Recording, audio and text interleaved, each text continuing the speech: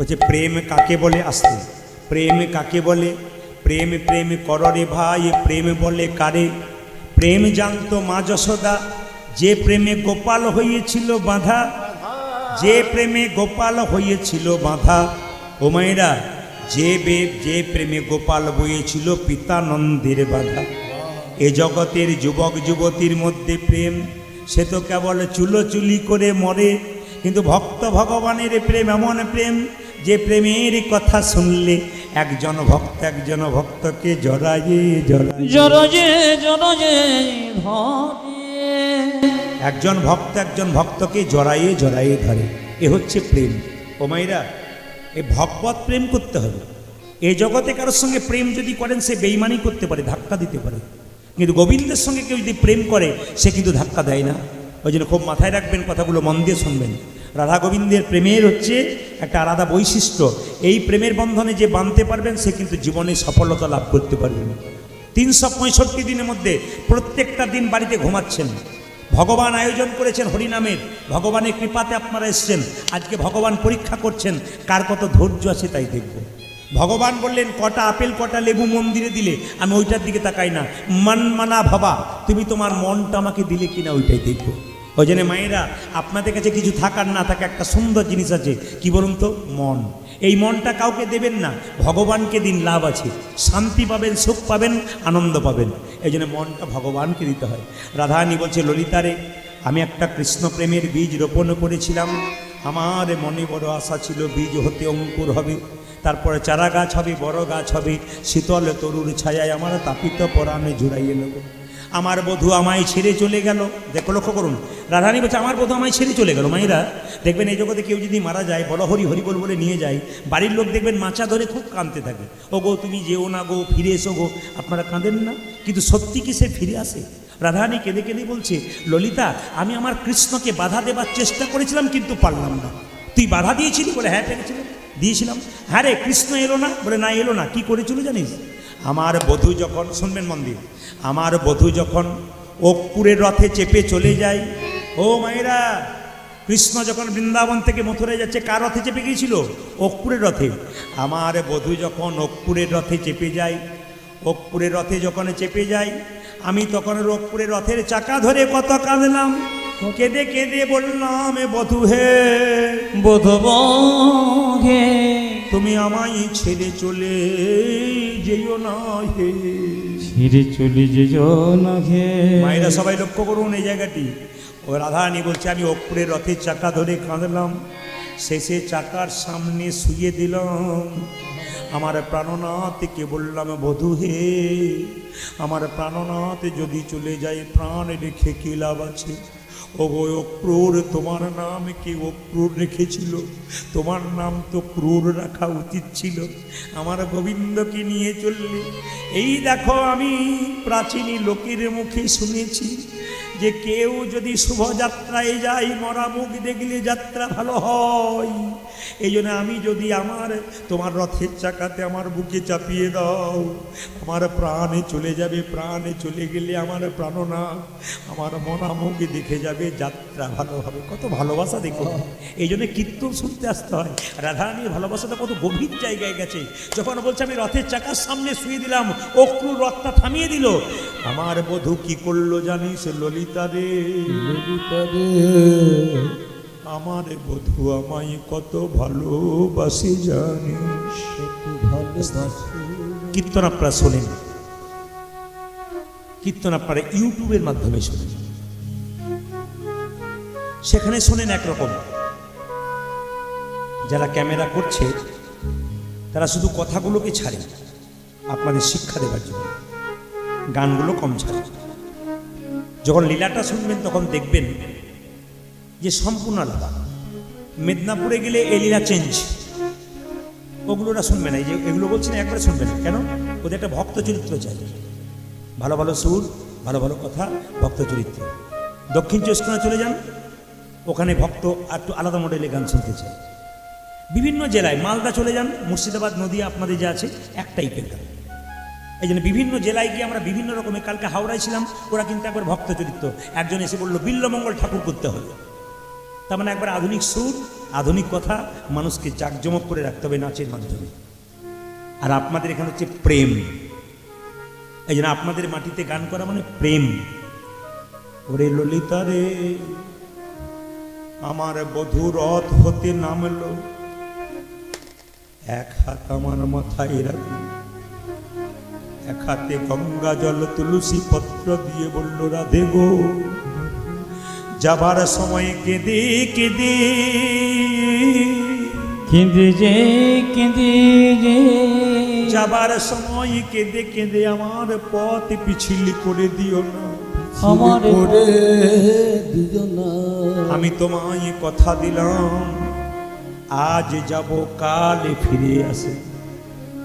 ওরে ললিতা, আমার বধূর কথাগুলো কেমন জানিস, ব্যবসায়ী লোকের মতো। আপনাদের মুর্শিদাবাদ আছে কিনা জানি না, আমাদের বীরভূমে আছে। ব্যবসা যারা করে দোকানদার, প্রায় দোকানে দেখেছি দরজায় লেখা থাকে আজ নগদ কাল ধার। ফিরে আজ নগদ কাল ধার, আজকে নগদ কালকে ধার বলে। তার মানে আজকে আপনি 100 টাকা নিয়ে গেলেন, ভাবলেন কালকে ধার নেবো, রাত্রি পেরিয়ে গেলে আবার আজ হয়ে যাচ্ছে, কাল আর হচ্ছে না। গোবিন্দের কথার মধ্যে কেমন প্যাঁচ আছে দেখুন। তিনি বলেন আজ যাব কাল ফিরে আসবো, রাত্রি পেরোলে আজ হয়ে যাচ্ছে, কাল আর হচ্ছে না। ওরে ললিতা, শুনবেন কত দামি কথা। যেদিন থেকে আমার বধূ চলে গেছে সেদিন থেকে আমি স্নান করি নাই, যেদিন থেকে আমার বধূ চলে গেছে আমি আমার পা ধুই নাই, 100 বছর স্নান করি নাই, পা ধুই নাই। ললিতা বলছে তোর মাথা খারাপ হয়ে গেছে, পা ধুসনি কেন, মাথা তুই স্নান করিসনি কেন?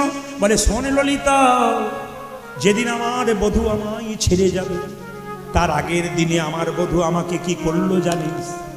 নিজের হাতে সাজিয়ে দিল, স্মৃতিতে সিঁদুর পরিয়ে দিল, বেনি মাধব নিজের হাতে বেনি বেঁধে দিল, নয়নের কাজল পরিয়ে দিল। আমার গোবিন্দ কি করলো জানিস? কত যোগী, কত মুনি, কত ঋষি সাধনা করে চরণে পাবার জন্য, কিন্তু আমার গোবিন্দ নিজের হাতে আমার চরণে যাবকের চিহ্ন পরাইয়ে দিল। আমার কত ভাগ্য দেখ, আমার গোবিন্দ আমার চরণে আলতা পরিয়ে দিয়েছিল। যোগী মুনি ঋষিরা চরণ পাচ্ছে না, আর আমার চরণ ধরে আমার গোবিন্দ কাঁদছে, আমায় কত ভালোবাসে। তবে ললিতা রে, যাবার সময় আমার বধূ বলল তোমার স্মৃতির সিঁদুরটা দিয়ে গেলাম, এসে দেখব, আজ যাবো কাল আসবো, এসে দেখব। নয়নের কাজলে দিলাম, আজ যাবো কাল এসে দেখব। বেনি বেঁধে দিলাম, আজ যাবো কাল এসে দেখব। চরণে আলতা দিলাম, আজ যাবো কাল ফিরে আসবো। কিন্তু এলো না বলে আমি অপেক্ষা করে আসি। আমি স্নানই করি নাই কেন জানিস? যদি স্নান করি স্মৃতির সিঁদুর মুছে যাবে, গোবিন্দ যদি কোনোদিন আসে দেখাতে পারে। যদি বেনি বেঁধে দিয়েছে, স্নানে করলে বেনি খুলে যাবে, আমি বেনির মধ্যে বেনি মাধবে দেখতে পাই। আমি যে চরণটা ধুয়ে দিলে আলতা মুছে যাবে, গোবিন্দকে দেখাতে পারবো না। আমি যে চরণের আলতার মধ্যে গোবিন্দ দেখতে পাই, নয়নের কাজলের মধ্যে দেখতে পাই, আমি সব জায়গায় গোবিন্দ দেখতে পাই। ললিতা বলছে ওরে রাই, তুই যদি সব জায়গায় কৃষ্ণ দেখতে পাস তবে তুই কাঁদিস কেন? রাধারানী বলছে আমি কাঁদছি কেন জানিস? আমার বধূ যদি কোনোদিন ফিরে আসে, আমি স্মৃতির সিঁদুর দেখাতে পারবো, স্নান করি নাই বলে, আমি চরণের আলতা দেখাতে পারবো, পা ধুই নাই বলে, সব জিনিস দেখাতে পারবো। দুটো জিনিস আমি দেখাতে পারবো না। কোন দুটো জিনিস? নয়নের কাজল দুটো। কেন? কৃষ্ণ বললে কেঁদে কেঁদে আমার নয়নের কাজল। ঘর থেকে বেরোনোর সময় পূর্ণ কলসির জল দেখলে যাত্রা ভালো হয়, জোরে বলুন হা না না। ঘরের টিকটিকি যদি জেঠি শব্দ করে, টিকটিক করে একটু বসে যেতে হয়। যদি ঘরের চালটা মাথায় ঠেকে তাহলে একটু বসতে হয়। এখন আর চাল ঠেকার চান্স নাই, সব তো দালান ঘর হয়ে গেছে। তাহলে আপনাদেরকে বলে কিছু নিয়ম কিন্তু মানতে হয়। বলছে ঘর হতে বাহিরিয়াতে ও চালো ঠেকিলে মাথে, না মানিলাম হাঁচি জেঠি মাথা। কেউ যদি হাঁচি হেঁচে দেয় মানতে হয়। বলছে শুকনো নদী শুকনো না, শুকনো ডালে ডাকে কা, পথে যদি যাকো মুকুন্দ চাপা, এক পা না পারাও বাপা। আচ্ছা বলুন তোমার, মুকুন্দ চাপা মানে কাকে বলা হয়? যে বেটা ছেলেদের দাড়ি গোপ হয় না তাদেরকে মুকুন্দ চাপা বলা হয়। তাদের মুখ দেখলে নাকি, যদি কেউ থাকে বলার দরকার নেই। আবার সকাল এখানে নাই না, যাক জলঙ্গিতে নেই, খচি ঘোরা হবে। জলঙ্গিতে থাকতে পারে, আজকে আসরে নাই, কি এটা আমার কথা নয়, প্রাচীন লোকের কথা। যদি দেখো মুকুন্দ চাপা, তাহলে এক পা না বাড়াও বাবা, এমন পুরুষ যার দাড়ি গোপ হয় না, তাহলে বুঝবেন সে পুরুষের মুখ দেখলে যাত্রা খুব খারাপ হয়। অনেক লোক যারা কীর্তন শোনে, এক জায়গায় একজন মুকুন্দ চাপা ছিল, সে বললো বেটা সব করলো আমার বদনাম করে দিয়ে চলে গেল। কিন্তু না, বদনাম করে গেলে পূর্বপুরুষের কথা। ও মায়েরা আবার কি বলুন তো, ঘর থেকে বেরোনোর সময় ডান দিকে গাভী, ডান দিকে ব্রাহ্মণ দেখলে যাত্রা ভালো হয়। তো বিন্দে বলছে যে আমি কি দেখলাম জানিস, বলে কি একটা জিনিস দেখলে ভালো হয়, কি যদি কোনো মেয়ে মাথায় কাপড় নিয়ে দাঁড়িয়ে থাকে, তার মুখ দেখলে যাত্রা ভালো হয়। এখন আসতে, এখনকার দিনে মাথার কাপড় নিয়ে দেখতে গেলে আপনাকে 100 টাকা দিয়ে দাঁড় করাতে হবে, নইলে হবে না। আপনাদের এখানে তাও 2-4 জনের মাথা কাপড় আছে, অনেকে বলছে নিই, আমরা কিন্তু ঘরে গরমের জন্য নিতে পারছি না, তাছাড়া আমরা নিই, কোনো অসুবিধা নেই। আচ্ছা মায়েরা কিছু মনে করবেন না, বাবারা শুনে নিন, মাথার কাপড়টার নাম কি? আসতে, মাথার কাপড়টার নাম কি? লজ্জা। এটা যে মেয়ের আছে তাকে লজ্জা আছে। এটার নাম সভ্যতা। পাড়াগ্রামে আছে, শহরে সব নিতাই গো হরি বল, সভ্যতা। সভ্যতা হয়ে গেছে, সভ্যতা নেই। মায়েরা মাথার কাপড় মেয়েদের দরকার আছে, সব জায়গায় নেবার দরকার নাই। ইতিহাস কি বলছে দেখুন, আস্তে, ইতিহাস কি বলছে। আগে জমিদার রাজারা খুব অত্যাচারী ছিল, মেয়েদেরকে মা জ্ঞান করতো না, বাগান বাড়িতে তুলতো। ওই জন্য আইবুড়ো মেয়েদেরকেও আগে মাথায় মুখে কাপড় নিতে হতো। কেন বলুন তো? ইতিহাস বলছে। কেন না, যদি কোনো মেয়ে সুন্দরী হতো দেখতে, রাজা বা জমিদার বাগান বাড়িতে নিয়ে চলে যেত। এই জন্যে কিন্তু মেয়েরাও মাথায়, এখন আর সে যুগ নাই, কোনো অসুবিধা নাই। এই জন্য এখন ধরুন আপনাদের যুগ, কোনো অসুবিধা নেই, যা করবেন তাই মানতে হবে আমাদের। তারপর শুধু তাই নয়, এখন দেখবেন বাবা, কিছু মানুষ বয়স্ক বাবারা রয়েছে, আগে মেয়ে দেখতে গেছেন, মা তোমার চুলটা খুলে দেখাও তো। একবার কোমর পর্যন্ত চুল হলে বলে মা লক্ষ্মী পয়মন্ত গো। আর এখন যদি বলেন চুল তো খুলে দেখান, তো খবরদার যান এখান থেকে, দেখতে পাচ্ছেন না চুল আমার কোথায়। আগে ছিল, এইদিকে তাকান, আগে ছিল কোমর পর্যন্ত, তারপর পিঠ পর্যন্ত, তার পর্যন্ত ঘাড় পর্যন্ত, আসতে, তারপর ঘাড় পর্যন্ত U cut, bob cut, C cut, D cut, V cut, গোষ্ঠীর পিন্ডি কাট, তারপর হয়ে গেল কি ন্যাড়া কাট। কোন জায়গায় যাবে আমি এটা ভাবছি। না না না না, আমি আপনাদের একটা বাচ্চাগুলো কিন্তু খুব হাসছে। আপনাদের একটা কথা বলে কি, আমি আগামী দুর্গাপুজো আসছে তো, মানে দুর্গাপুজো চলে এলো, আসতে আগামী দুর্গাপুজো চলে এলে আপনাদের একটা সুন্দর কথা বলে যাবে। পোশাক পরে যাবেন মা দুর্গার কাছে শালীনতা বজায় রেখে। পোশাক পরে যাবেন মা দুর্গার কাছে কিঞ্চিত শালীনতা বজায় রেখে। এই দেখবেন, শালীনতা মানে কি? মা দুর্গা যে কাপড়টা পরেছে, সেই কাপড়টা সুন্দর করে পরেছে, নিজের লজ্জা আবরণ করে আছে, আর সেখানে আপনি নির্লজ্জের মতো কাটা পোশাক পরে যাবেন, মাকে সম্মান দিচ্ছেন না মাকে অপমান করছেন? বিচার করবেন, কথা বলুন, তারপর আপনারা কাজ করবেন। এখনকার মেয়েরা দেখবেন, আপনাদের এখানে না, এমন পিঠকে কেটে চলে যায়, কিছু মনে করবেন না। কামাতুর মানুষের লোভীর চোখ তাদের দিকে যায়, শেষে সমাজ নষ্ট করবে। এত সুন্দর দুর্গা পুজো, সনাতন ধর্মের মানুষের পুজো, মা দুর্গা এসেছে। মায়েরা, বেশ্যালয়ের মাটি লাগে, আবার রাজদরবারের মাটি লাগে, রাজার দরজার মাটি লাগে, আবার বেশ্যার মাটি লাগে।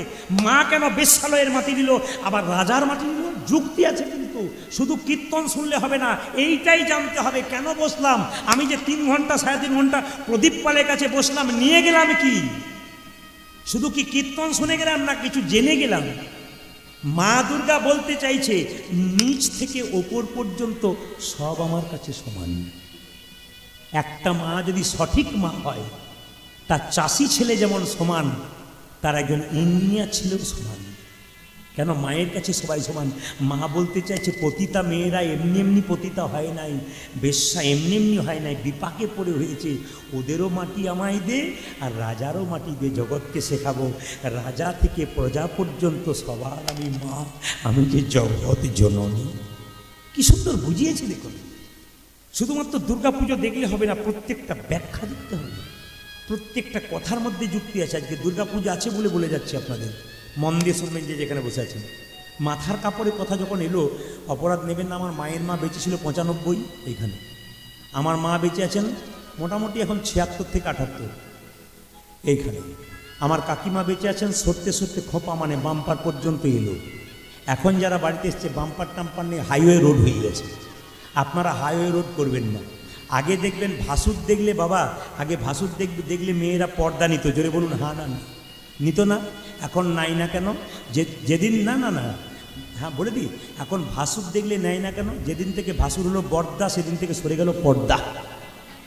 ভাসুর বর্দা হয়ে গেছে, আর পর্দা সরে গেছে। মানে যত দিন যাচ্ছে খালি বলছে এখন আর ওই যুগ আছে নাকি, আধুনিক যুগে এক মানুষ। কিন্তু যদি ওই যুগ নাই, এই যে বিচার করে বলবেন, যদি ওই যুগ নাই তাহলে আপনারা আবার হাঁটা শুরু করেছেন কেন?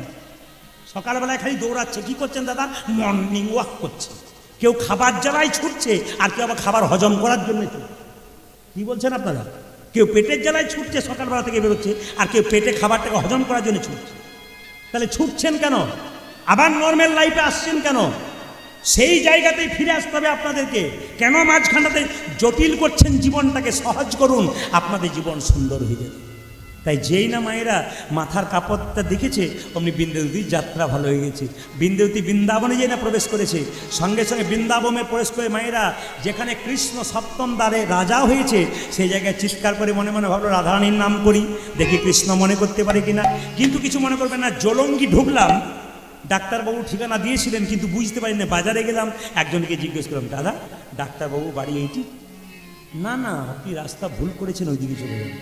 আর যদি বলতাম ও দাদা এটা কি ডাক্তারবাবু বাড়ি নাকি, তাহলে কী বলতো? গ্রামে এসে মুখ দেখাচ্ছে। কাজ আদায় করতে গেলে প্রেমের দরকার, তার প্রমাণ দেখুন। বৃন্দে প্রবেশ করেছে কোথায়? বৃন্দাবন থেকে মথুরায় গোবিন্দ আনবার জন্যে। মাইক ঠিক করুন। তো যেই না প্রবেশ করেছে, সঙ্গে সঙ্গে তো মথুরার মেয়েকে ডেকে বলছে, এই যে সকালবেলায় একজনকে দেখলে রাধে রাধে বলবেন, যদি না পারেন তো জয় নিতাই বলবেন। কেন বলুন তো? নিতাই বললে, রাধে রাধে বললে লাভ হয়। বৃন্দাবনে গেলে রাধে রাধে বলতে হয়। কৃষ্ণ বলেছেন, আমি যে রাধার দাস ইহাতে সন্দেহ হাজার, কোটি কোটি যুগ ভজই আমার সকল ভজনা বিফলেতা। গোবিন্দ যে রাধার দাস, এতে কারো যে অবিশ্বাস থাকে, কোটি কোটি যুগ ভজনা করলেও তার কৃষ্ণ কৃপা হয় না। ওই জন্য রাধে রাধে বলতে হয়। সকালবেলা একজন মেয়েকে দেখবেন, রাধে রাধে বলবেন। ও যদি না বলে মুখ ঘুরিয়ে চলে যান, আপনি আনন্দে বলবেন রাধে রাধে রাধে, ব্যাস। হিংসা করা, ও দেখবেন একদিন আপনার লাইনে আসবে। কেন? আপনি বারবার বলুন, কাজ হয়ে যাবে। তো বৃন্দাবতী গিয়ে চিৎকার করে বলছে বৃন্দাবন, মানে গোবিন্দকে মনে করাতে চাইছে। এরা ভগবান এতদিন পর রাধা নাম শুনেছে, চমকে উঠে মনে মনে ভাবছে, এ ডাক তো বৃন্দাবনের ডাক নয়, মথুরার ডাক নয়। এ তো এ ডাক তো দ্বারকার ডাক নয়, মথুরার ডাক নয়, এ ডাক মধুরসী বৃন্দাবনের ডাক। কে আমায় রাধা নাম শোনালি, সে যে আমায় বিনামূল্যে কিনে নিলি। ভগবান নিজের মুখে বলে, এ জগতে যে আমায় রাধা নাম শোনাই, আমি তাকে বিনামূল্যে কিনে নিই। ওই যে রাধে রাধে বলার দরকার আছে। এইবার দেখুন কথাগুলোর প্যাঁচ দেখুন কি সুন্দর। বৃন্দে একটা কাপড় পরে গেছে, যেন চিনতে না পারে, ছেঁড়া কাপড়। আমার দিকে তাকাবেন। বৃন্দে চুপচাপ দাঁড়িয়ে আছে। গোবিন্দ এই যে এইদিকে গোবিন্দ নেমে এলো। কি নাম তোমার? কি নাম? কি নাম? বৃন্দে বলল, বৃন্দাবনে বাস করি। মানে বৃন্দাবতী বলতে চাইল বৃন্দাবনে বাস করি। বেশ, কোথা থেকে এসেছো? গোবিন্দ জিজ্ঞেস করছে। বৃন্দে বলছে, কি জানি দেশেতে, কি জানি গ্রাম, কি জানি রাজার, কি জানি নাম, কি জানি হয়তো কাহারও দাসী, এখানে এসে আমি সব ভুলে গেছি। মানে গোবিন্দকে ঠাট্টা মারছে। কেন? ও ভুলে গেছে বলে ও ভুলে গেছে। মানে তুমি যেমন ভুলেছো আমি তো ভুলেছি। ভগবান তখন বলেছে, যেই না বৃন্দে বলেছে বৃন্দে বলেছে, কি জানি দেশেতে, কি জানি গ্রাম, কি জানি রাজার, কি জানি নাম, কি জানি হয়তো কাহারও দাসী, এখানে এসে সব ভুলে গেছে, সব ভুলে গেলাম। ভগবান বলছে, একই স্থান থেকে কেউ যদি অন্য স্থানে, পূর্বের কথা কি তার নাহি থাকে মনে? আমি আমি তো আজকে হাওড়া থেকে এলাম, তা আমাকে যদি কেউ বলে আজ কোথা থেকে এলেন, ভেবে বলবো আমার মাথার দোষ আছে। একই স্থান থেকে কেউ যদি যায় অন্য স্থানে, পূর্বের কথা কি তার নাহি থাকে মনে? বৃন্দে তখন বলছে, আপনার মথুরাপুরীতে আছে এক অদ্ভুত ক্ষমতা, এখানে যেই এসেছে সেই ভুলেছে পূর্বের কথা, আমি একা নই, তুমিও। মনে মনে গোবিন্দ মনে হয়েছে, মেয়েটা মানে শক্তি বলা যেতে পারে, আমার উপরে কথা বলছে। কি নাম তোমার? কি নাম? তখন সঙ্গে সঙ্গে গোবিন্দ বলছে, কিছু মনে করো না, তোমাকে নাম জিজ্ঞেস করলাম, চুপ করে আছো কেন? বৃন্দে বলছে, তোমার নাম কি? গোবিন্দ চালাকি করে বলছে, আমার নাম হলো কি? কৃষ্ণ। মানে ভ্যাংচি বলছে, কি মানে ভেঙচে বলছে, মানে উল্টো করে, যেন চিনতে না পারে, আমার নাম কৃষ্ণ। বৃন্দে তখন বলছে, তুমি উৎকৃষ্ট, প্রকৃষ্ট না নিকৃষ্ট? কেমন উত্তর দেখুন, যে যেমন সেরকম উত্তর। বলছে, না না, আমার নাম কৃষ্ণ নয়, আমার নাম কৃষ্ণ। ওই তোমার নাম যদি কৃষ্ণ, কৃষ্ণ তো জগৎময়, বৃন্দাবনে কই, এখানে কেন? সারা জগতে থাকবে। না না, আমার নাম কৃষ্ণ নয়, কৃষ্ণ নয়, আমার নাম মদন মোহন। তখন সঙ্গে সঙ্গে বৃন্দে বলছে, রাধা বামে যতক্ষণ, কৃষ্ণ মদন মোহন, তোমার রাধা কই? মানে যে জনে কৃষ্ণ ভজে সে বড়, জোরে বলুন, দু চারজন বলছেন না কেন মা?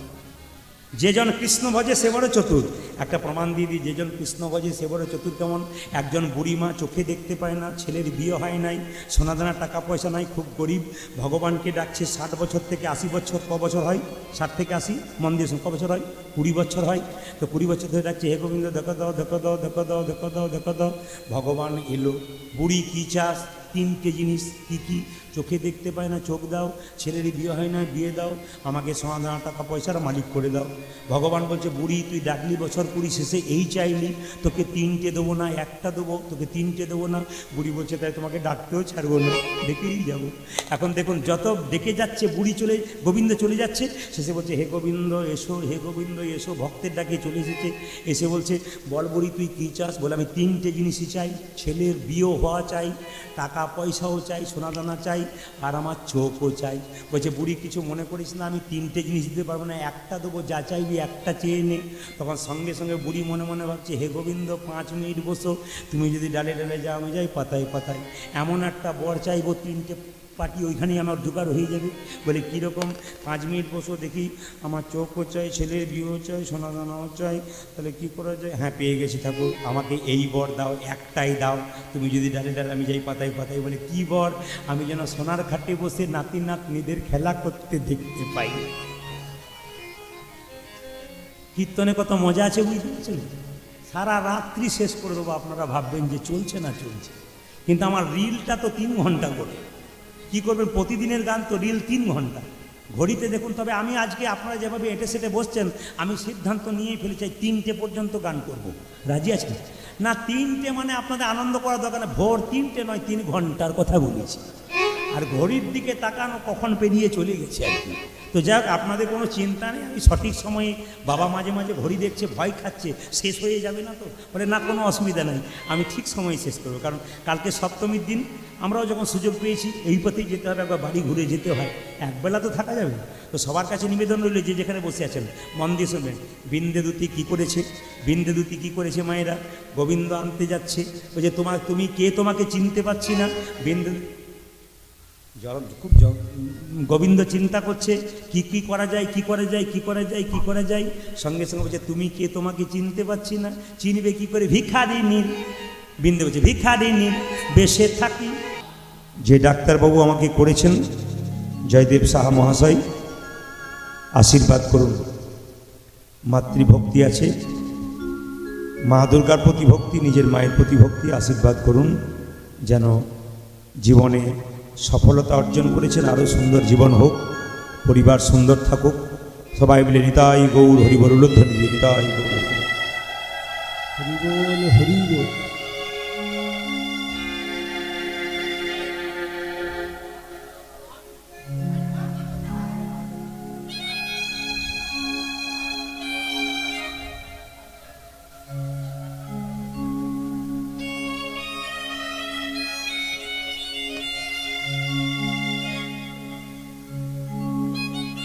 বেশ, হরে কৃষ্ণ, জয় নিতাই, জয় নিতাই। আজকের বিষয়বস্তু হচ্ছে মাথুর লীলা, বিরহের ব্যাপার। তো এই জন্য আপনাদের একটু শান্ত মনে শুনতে হবে। তার মধ্যে আপনাদের তত্ত্বের মাধ্যমে থাকবো আমি, ছোট ছোট তত্ত্বের মাধ্যমে। আজকে লীলার ছোট ছোট তত্ত্ব, তার সঙ্গে সঙ্গে মা দুর্গা আসছে, মা কালী আসছেন, মা লক্ষ্মী আসছেন, দামোদর মাস আসছে। প্রত্যেকটা বিষয় সম্পর্কে ছোট্ট ছোট্ট করে আপনাদের একটু বলে দেবো, আপনারা মানবেন, আপনাদের জীবন সফল হবে। ভগবান শ্রীকৃষ্ণ মাথুর লীলা করলেন কেন? একদিন কৃষ্ণ বিরজার কুঞ্জে লীলা করছে। একদিন কৃষ্ণ বিরজার কুঞ্জ, বা মোবাইলটা বন্ধ করো।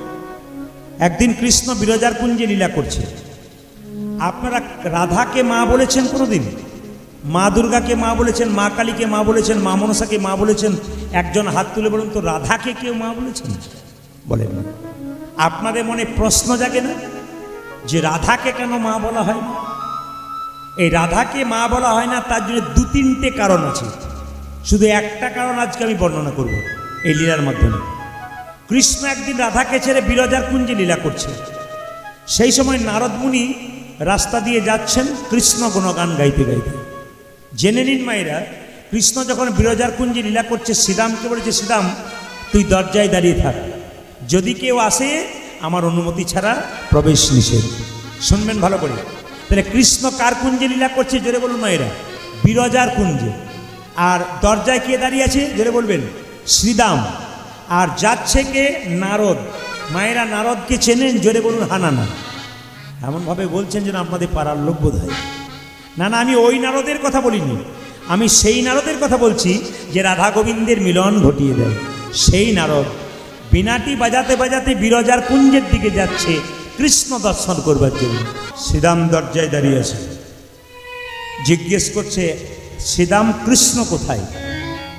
শ্রীদাম বলল বিরজার কুঞ্জে লীলা করছে। নারদ বলছে ছেড়ে দে, আমি একবার দর্শন করব। শ্রীদাম বলল না, কৃষ্ণের অনুমতি ছাড়া প্রবেশ নিষেধ। তখন সঙ্গে সঙ্গে নারদমুনি বলল, আমি এমন একজনকে পাঠিয়ে দেবো যে এলে তুই দরজা ছাড়তে বাধ্য হবি। বলে কাকে পাঠিয়ে দেবে? আমি পাঠিয়ে দেবো রাধারানীকে। রাধারানীর কাছে ছুটে গেলেন কে? নারদমুনি। প্রণাম করলেন নারদ। বলে মামি, তোমাকে ছেড়ে মামা বিরজার কুঞ্জে লীলা করছে। আচ্ছা বলুন তো মায়েরা, স্ত্রী যদি শোনে আমাকে ছেড়ে আমার স্বামী অন্য কোনো নারীর সঙ্গে লীলা করছে, সেই স্ত্রী কি আর সহ্য করতে পারে? রাধারানী কোমরে কাপড় বেঁধে যখন ছুটে চলল, শ্রীদামকে বলল শ্রীদাম দরজা ছাড়। শ্রীদাম বললে দরজা আমি ছাড়বো না। বলে কেন? কৃষ্ণের অনুমতি ছাড়া দরজা ছাড়বো না। শ্রীদাম দরজা ছাড়। বলে ছাড়বো না। যদি না ছাড়বি তোকে অভিশাপ দেবো। শ্রীদাম বলল তুমি আমাকে কি অভিশাপ দেবে? অভিশাপ দিলাম এইটাই, তোর দৈত্যকুলে জন্ম হোক। শ্রীদামের কি হয়েছিল জন্ম? শঙ্কচূড় দৈত্য। এই যে তুলসী দেবী দেখছেন মায়েরা, এই তুলসী দেবীর স্বামীর নাম হচ্ছে শঙ্কচূড় দৈত্য। আপনারা যারা তত্ত্বের মাধ্যমে থাকেন তারা জেনে নিন, এই তুলসী দেবী দেখতে খুব সুন্দরী। সে একদিন বসে আছেন আর গণেশজি রাস্তা দিয়ে পেরিয়ে যাচ্ছেন। আসলে গণেশও দেখতে খুব সুন্দর। তখন তুলসী দেবী গণেশকে বলেছিল আমি তোমাকে বিবাহ করতে চাই। আর গণেশ সঙ্গে সঙ্গে বলেছিল আমি তোমাকে বিবাহ করব না। তুলসী দেবী বারবার প্রস্তাব দিচ্ছে আমি তোমাকে বিবাহ করতে চাই, তোমাকে দেখে আমার পছন্দ হয়েছে। কিন্তু সঙ্গে সঙ্গে তুলসী দেবী বারবার যখন বিবাহের প্রস্তাব দেয়, গণেশ তখন অভিশাপ দিয়েছিল তুমি আমাকে বিবাহের প্রস্তাব দিচ্ছ, আমি তোমাকে অভিশাপ দিলাম তোমার দৈত্য স্বামী হবে।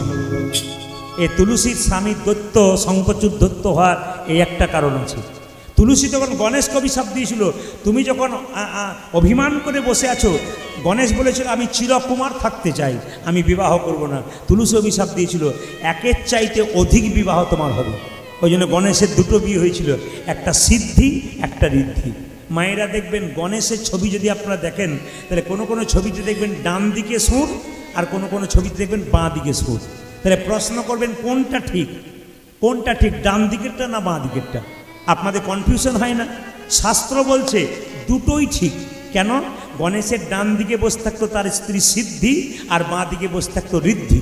এখন সিদ্ধি যখন বলতো আমার দিকে তাকাও,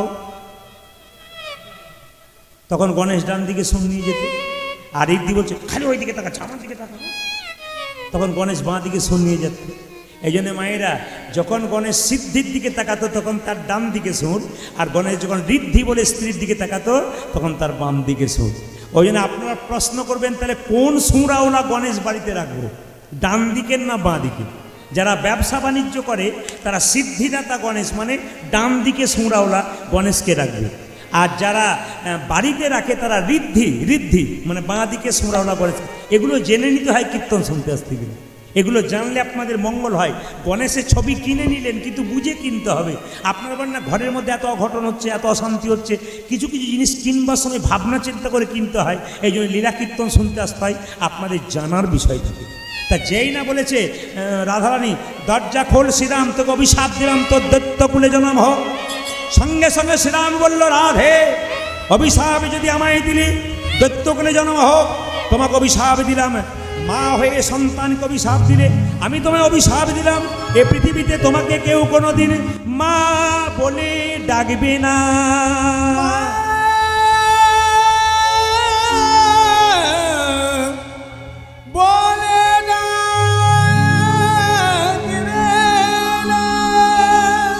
মায়েরা, রাধারানীকে শ্রীদামের অভিশাপ থেকে মা বলা হয় না, এক।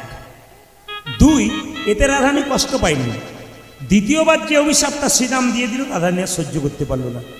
ওগো রাধে, তোমাকে অভিশাপ দিলাম, তুমি মা হতে পারবে না, তবু তোমার কষ্ট নেই, যন্ত্রণা নেই, তুমি দিব্যি আছো।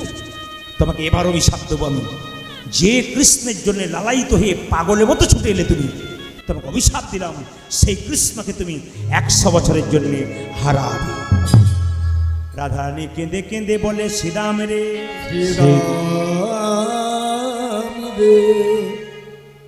আমি মা হতে পারবো না, তাতে কোনো দুঃখ নাই, তাতে কোনো দুঃখ নাই, কিন্তু আমায় তুই কৃষ্ণ ছাড়া করতে বলিস না।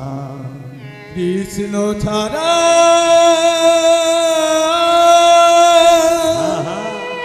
করিতে বলি না রে। শুধু আমি নই, এ জগতে যারা কৃষ্ণকে ভালোবেসেছে, যারা কৃষ্ণ গান শুনেছে, তাদেরকে যদি বলা হয় কৃষ্ণ ভুলে থাকো, তাদের যে কত যন্ত্রণা হয়, যারা কৃষ্ণকে ভালোবেসেছে তারা ছাড়া কেউ জানতে পারে না। তারা ছাড়া কেউ জানিতে পারে না। শ্রীরাম বলে উঠল, অভিশাপ যখন দিলাম তখন ফেরানো যাবে না।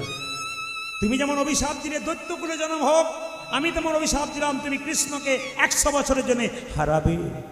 রাধারানী কি করলো? সখীদের সামনে কেঁদে কেঁদে বলছে, সখী, আমি একটা কৃষ্ণ প্রেমের বীজ অঙ্কুর করেছিলাম, বীজ রোপণ করেছিলাম।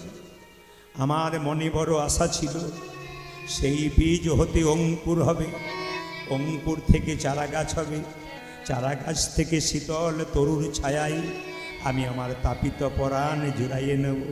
কিন্তু কি হলো জানিস রে ললিতা, ললিতা আমার প্রেমের অঙ্কুর হলো না। আমার অবস্থা কেমন হলো জানিস? আমার অবস্থা এই রকম হলো। আরে আরে প্রেমক, আরে প্রেমক, প্রেমক অঙ্কুর ওয় পুর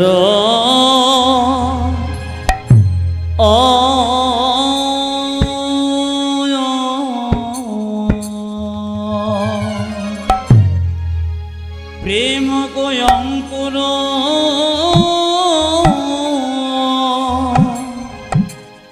ওরে যাও তো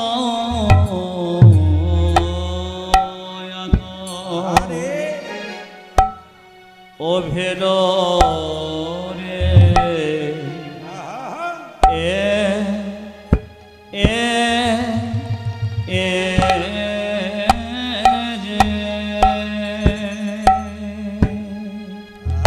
হরে রে প্রেম গো, প্রেম গো ওয় গুরু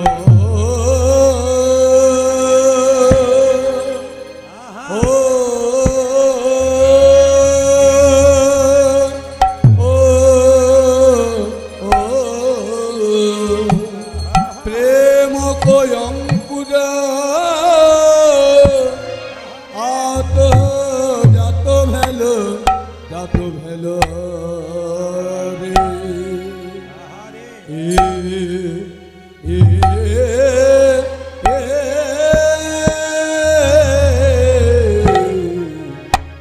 প্রেম প্রেম কয়া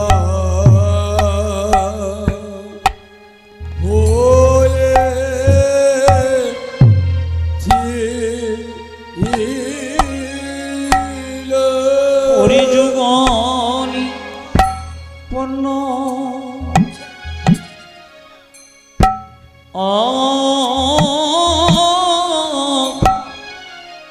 পূর্ণমে হতে পেল না রে। প্রেমের অঙ্কুর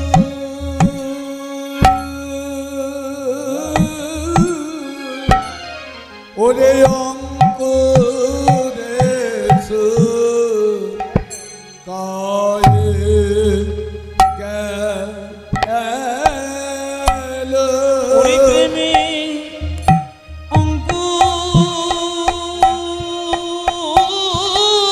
মায়েরা উলুধ্বনি দিন ভক্তি ভরে গান।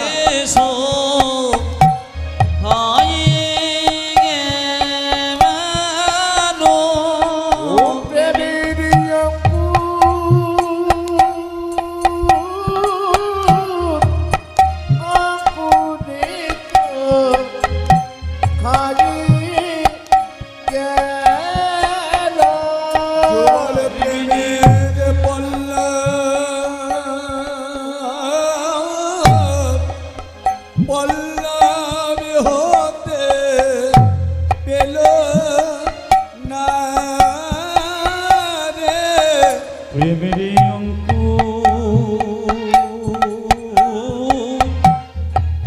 অঙ্কুর হতে পেল না রে প্রেমের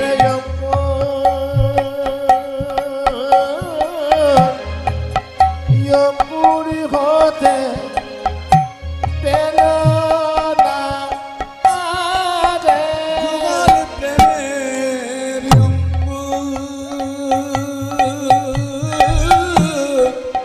অঙ্কুরেশ কায়ে গেল প্রেমের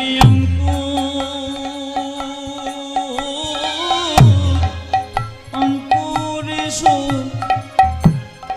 কায়ে গেল ও প্রেমের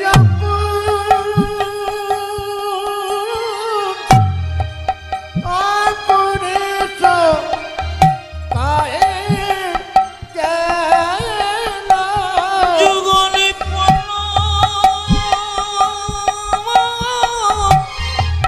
পল্লবে গতে পেল না রে যুগল প্রেমের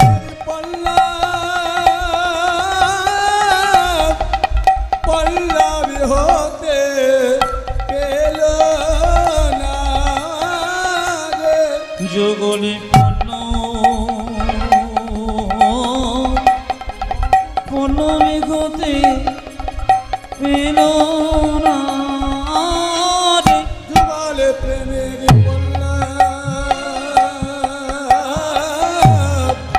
পল্লবী হতে পেল না রে কৃষ্ণ প্রেমের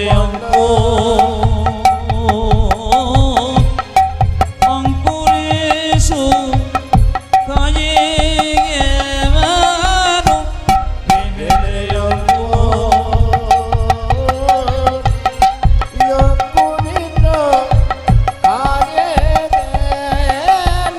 কৃষ্ণ প্রেমের অঙ্কুরেশ কায়ে গেল প্রেমের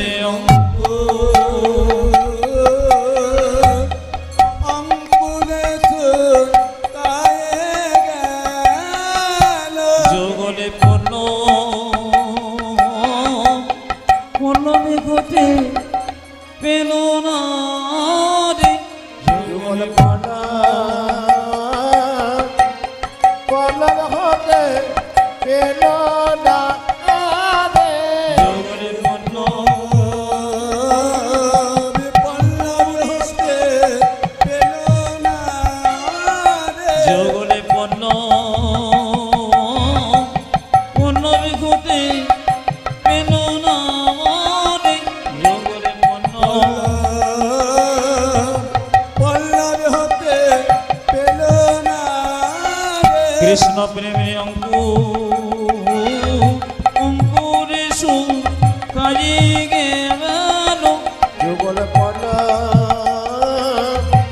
পল্লব হতে পেল না রে প্রেমের অঙ্কুরেশ কায়ে গেল প্রেমের অঙ্কুরেশ কায়ে গেল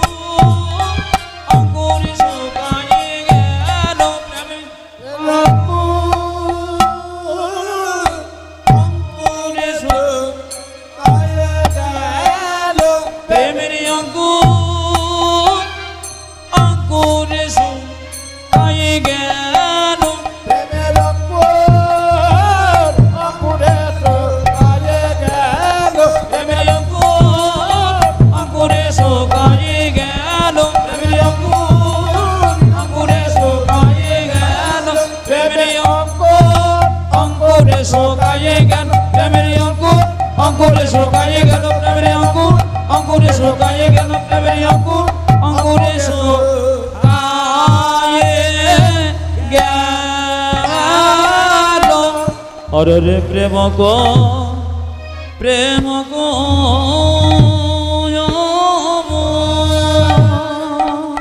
রাধা গোবিন্দের আসতে রাধা গোবিন্দের প্রেমের তত্ত্ব শুনতে গেলে আপনাদের জানতে হবে, যেমন পদাবলীগুলো আপনারা শুনছেন তার সঙ্গে ব্যাখ্যাগুলো শুনতে হবে। মায়েরা, শরীরে যতদিন ক্ষমতা থাকবে ততদিন গোবিন্দের নাম শুনতেন। তবে আসতে তুলবি যদি ছানা মাখন সকাল সকাল তোল, কচিবেলায় সাধন ভজন, বৃদ্ধ হলে ভজনে বাধা হয় গণ্ডগোল। আপনারা দেখুন, আমার বয়স্ক বাবার এসছেন কীর্তন শুনতে, ওখানে একজন বয়স্ক বাবা দাঁড়িয়ে দাঁড়িয়ে পড়ে যাচ্ছে। তার মানে কি বলুন তো, বয়স হয়ে গেলে, হরে কৃষ্ণ, বয়স হয়ে গেলে আস্তে আস্তে শরীরের কার্যক্ষমতা কমে যায়। ক্ষমতা থাকতে যদি কেউ গোবিন্দকে ভজন করতে পারে, তাহলে যখন ক্ষমতাহীন হয়ে যায় তখনও গোবিন্দের ভজন করতে পারে। প্রমাণ দেখে নিন, আপনাদের না হয় কম বয়স, কিন্তু এত বয়স্ক মানুষরা এখানে বসে আছেন, তারা আপনাদের চাইতে শক্ত হয়ে বসে আছেন কেন? শোনা অভ্যাস আছে, ইনাদের শোনা অভ্যাস আছে, এই জন্য ইনারা শক্ত হয়ে বসে আছেন। মায়েরা, একটা সুন্দর কথা জেনে নিন, এ সংসারে যতদিন কর্ম করছেন সংসার আপনাকে ভালোবাসছে। আপনি কর্ম করা বন্ধ করে শরীরে কঠিন অসুখ হয়ে যাক, বাড়িতে শুয়ে পড়ুন, বাড়ির লোক 10 দিন সেবা করবে, তারপর মনে মনে ভাববে এবার গেলেই বাঁচে। তখন গঙ্গা জলের মতো পরিষ্কার হয়ে যাবে যে আপনি সংসারের জন্য এত করলেন। সংসার আপনাকে ততদিন চাই যতদিন সংসার আপনি সংসারে দিতে পারবেন। দাদা ভাইদের ক্ষেত্রেও ঠিক তাই, যতদিন সংসারে কর্ম করতে পারবেন সংসার ভালোবাসবে, কর্ম করা বন্ধ হলে সংসার শেষ। একটা প্রমাণ দেখে নিন, রাজা দশরথ একদিন রাজসিংহাসনে বসে দেখতে পেল চুলের এই জায়গাগুলো পাক ধরেছে আর রাজমুকুটটা হেলে গেছে। তখন দশরথ মনে মনে ভাবছে, আমার রাজমুকুটটা হেলে গেল, তার মানে এইবার আমাকে আর চাইছে না মুকুট, আমার রামকে রাজা করতে চাইছি। মায়েরা, রামকে তিনি রাজা করতে চেয়েছিলেন, কিন্তু পারলেন না কৈকেয়ীর জন্য, সে কথা আলাদা। আপনাদের সংসারে বাবারা আপনাদের রাজমুকুট কখন হেলবে? জগতের মালিক তো কৃষ্ণ, সংসারের মালিকও কৃষ্ণ, কিন্তু সরকার যখন বলবে আপনাদের সংসারের মালিকের গৃহকর্তার নাম কি, তখন তো আপনাকে নামটা দিতে হবে। তাহলে আপনি নাম দেবেন, তাহলে আপনি একটা সংসারের মালিক। সংসারের যে কর্তা, সংসারের যে কর্তা, আপনার রাজমুকুটটা হেলে গেছে, আপনি কখন বুঝবেন? যখন দেখবেন গ্রীষ্মকালে রৌদ্রে তাপে অনেক দূর থেকে একবার বাড়ি এলেন, বৌমাকে জিজ্ঞেস করলেন 1 গ্লাস জল দাও তো, 1 ঘন্টা পর যখন 1 গ্লাস জল এলো, তখন বুঝবেন আপনারও রাজমুকুটে হেলে গেছে। একবার প্রমাণ, একবারে শাস্ত্রের সঙ্গে প্রমাণ আছে। এই জন্য মায়েরা খুব সাবধান। ট্রেনে চাপলে যতদূর টিকিট ততদূর পর্যন্ত, টিকিট শেষ হরি বল। নাটকের মঞ্চে অভিনয়ে দেখবেন ফিমেল নিয়ে আসে বাইরে থেকে, গ্রামের ছেলেরা নাটক যাত্রা করে, একজন স্ত্রী সাজে, একজন মা সাজে, একজন বাবা সাজে, একজন কাকা সাজে, রং মেখে মেখে অভিনয় শেষ, সম্পর্ক শেষ। এ সংসারে আমরা তো অভিনয় করতে এসেছি, কেন? কেউ বাবা, কেউ মাসি, কেউ কাকি, যখন দেখবেন টিকিট শেষ, অভিনয় শেষ, রং মেখেছিলেন, আপনাদের চলে যেতে হবে। আপনি কি ভাবছেন আমার সংসার আমাকে কতজন ভালোবাসে, আমার ছাড়া সংসার চলবে না? আপনি ভুল করছেন। কেন? রাজা ছাড়া রাজ্য আটকে থাকে না। কেন? অনেক রাজা অনেক গেল এলো, কিন্তু রাজা ছাড়া যে রাজ্য আটকে থাকে না তা নয়, কেউ না কেউ করে।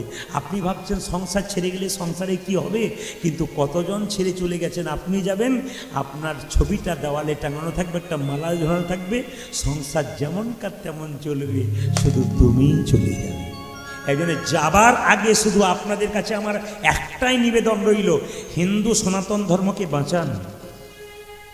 একবারে পাক্কা বলে রাখি, খুব দুর্দশা আমাদের। আপনারা চমকে যাবেন, হিন্দু সনাতন ধর্মের খুব দুর্দশা। আপনারা কি ভাবছেন প্রদীপ পালের কীর্তন হচ্ছে, বহু মানুষ আসছে ছুঁড়ে ছুঁড়ে, তাহলে কি আমাদের সমাজ বাড়ছে? না। ইটের উপরে ইট সাজালে দেওয়াল তৈরি হয় না, ইট আর ইটের ফাঁকে মশলা দিতে হয়, তবে দেওয়াল পাকা হয়। অনেকগুলো ভক্ত একসঙ্গে কীর্তন শুনতে এলেন মানেই আমাদের যে হিন্দু সনাতন ধর্ম এগিয়ে গেল তা নয়। একের অপরের মধ্যে প্রেমের বিনিময় করতে হবে। সকালবেলায় বয়স্ক বাবা কোনো কম বয়সের মাকে দেখলে বলবে মা রাধে রাধে, আপনিও বলবেন রাধে রাধে, একটু প্রণাম করবেন মাদেরকে, আশীর্বাদ দেবেন। এই জন্য যত প্রণাম করবেন অহংকার দূর হবে, আশীর্বাদ দেবেন। একটা সোনার কলসি যতই দামি হোক না মা কেন, একজনের কাছে কিন্তু মাথা নত করতে হয়। কার কাছে? গ্লাসের কাছে। আপনি কয়েকশো কোটি টাকার মালিক হতে পারেন, কিন্তু বৈষ্ণবের চরণে যদি মাথা নত না করতে পারেন আপনার জীবন। এই জন্য খুব কথাগুলো মন দিয়ে শুনবেন, জীবন আপনার সুন্দর হবে। শুধু ধীরে ধীরে এগিয়ে যান, জীবনকে সুন্দর করুন। আজকে আমরা কীর্তন গান গাইতে নেমেছি বলে শুধুমাত্র আজকে মুর্শিদাবাদ নয়, আপনি চমকে যাবেন। প্রত্যেকটি জেলায় জেলায় গেলে যে বাড়িতে বাসা থাকি মানুষের ঢল নেমে যায়। কেন? অনেক মানুষ, কালকে যেমন একজন মহিলা বললেন আমি মাছ মাংস ডিম সব খেতাম, আমার স্বামী তো আরও উগ্র লোক ছিল। এই দেখুন আপনার কথা, একাদশী শুরু করলাম, মালা ঝুলছে, মালা জপ করি। উনিও ছিলেন অসুরের মতো, উনি হয়ে গেছেন একবারে ভগবানের চরণে আশ্রিত হয়ে গেছেন। আমাদের জীবন পাল্টে গেল। আমি চাই এরকম করে জীবন পাল্টে যাক। আমি হয়তো পৃথিবীতে আর কোনো দিন এমন একটা দিন আসবে আপনাদের মতো আমিও থাকবো না, কিন্তু দুটো কৃষ্ণ ভক্ত তৈরি করে দিতে হবে। কেন বলুন তো? আমি আপনাদের বলে যাই, একজন কৃষ্ণ ভক্ত যদি 10 বছর বাঁচে তাতেও লাভ আছে, অভক্ত 100 বছর বাঁচলে ক্ষতি আছে। অভক্ত হয়ে গেলে 100 জন অভক্ত তৈরি করে যাবে, আর 10 বছর বাঁচবেন আপনি 100টা ভক্ত তৈরি করে দিয়ে চলে যাবেন। এই জন্য ভক্ত তৈরি করে দিতে হবে। আজকে রাধারানী কেঁদে কেঁদে বলছে, ললিতা রে, আমি কৃষ্ণ প্রেমের বীজ রোপণ করেছিলাম, হলো না, কিন্তু কি হলো জানিস? আমার আর আমার বধূর প্রেমটি প্রতিপদ চাঁদের মতো। মায়েরা, আমাবস্যার পরে প্রতিপদ হয়, তাই তো নাকি বলছেন? আকাশের দিকে সারাত্রি চেয়ে দেখবেন, এক সময় আকাশের কোণে চাঁদ উঠেছে। ও প্রতিপদের চাঁদ সবাই দেখতে পায় না। রাধারানী কেঁদে কেঁদে বলছে, আমার আর আমার গোবিন্দের প্রেমটি সবাই দেখতে পায় না। প্রতিপদ চাঁদ ও দয় জয়ছে যামিনী। আজ প্রতিপদ চাঁদ কিম প্রতিপদ চাঁদ কিম প্রতিপদ চাঁদ কিম প্রতিপদ চাঁদ উদয়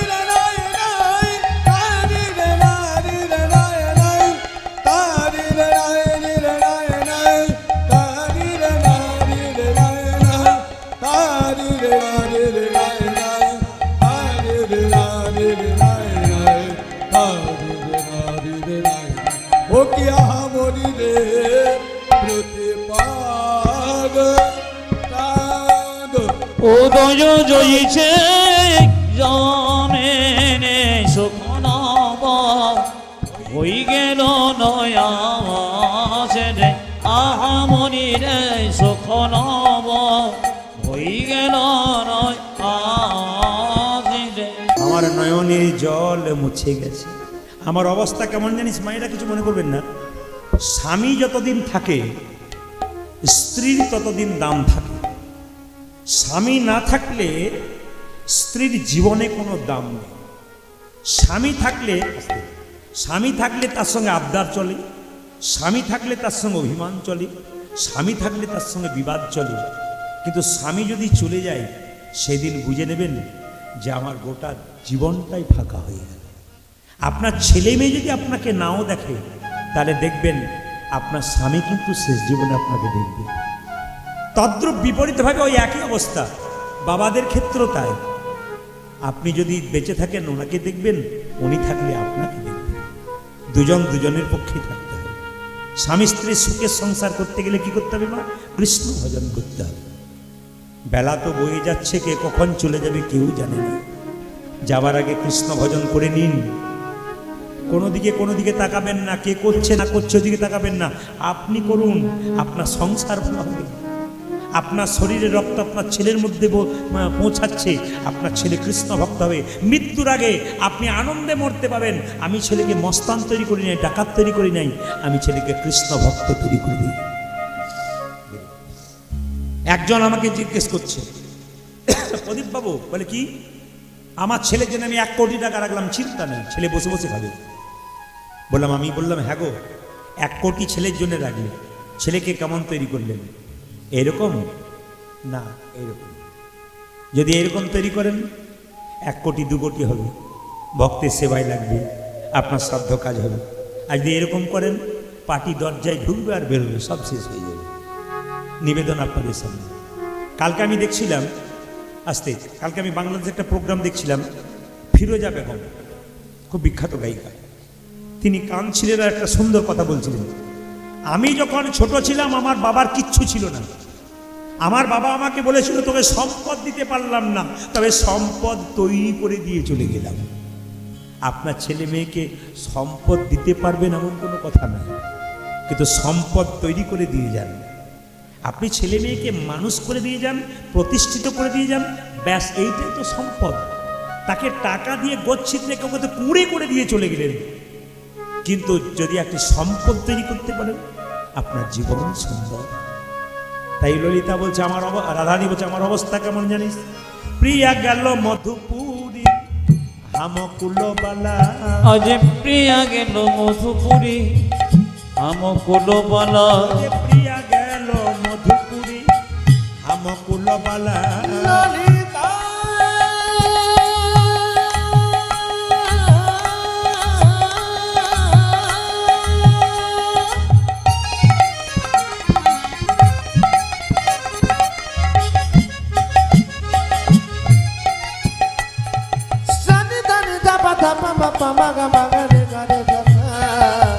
প্রিয়া গেল মধুপুরী হামকুলবালা, বিপথে পরল জইছে মালতীর মালা, আজ বিপদে পড়ল জইছে মালতীর মালা, বিপথে পরল জইছে মালতীর মালা, বিপদে পড়ল জ্বলছে মালতীর মায়েরা মালা। আমার গান শেষ হলে আমি বাড়ি যাব। কালকে আবার আসানসোলে গান আছে, বাড়ি যাবো সকালে, দুপুরবেলায় বেরোবো। আমার ওখান থেকে 2-3 ঘন্টা রাস্তা। এখন লক্ষ্য করুন, তাহলে এখন কথা হচ্ছে আমি কীর্তন করে মালাটা কিন্তু এখানে দিয়ে চলে যাব। রাধারানী বলছে আমার গোবিন্দ যতদিন বৃন্দাবনে ছিল মালার মতো তার গলায় ছিলাম, বৃন্দাবন থেকে মথুরাই গেল মালার মতো ফেলে দিয়ে চলে গেল।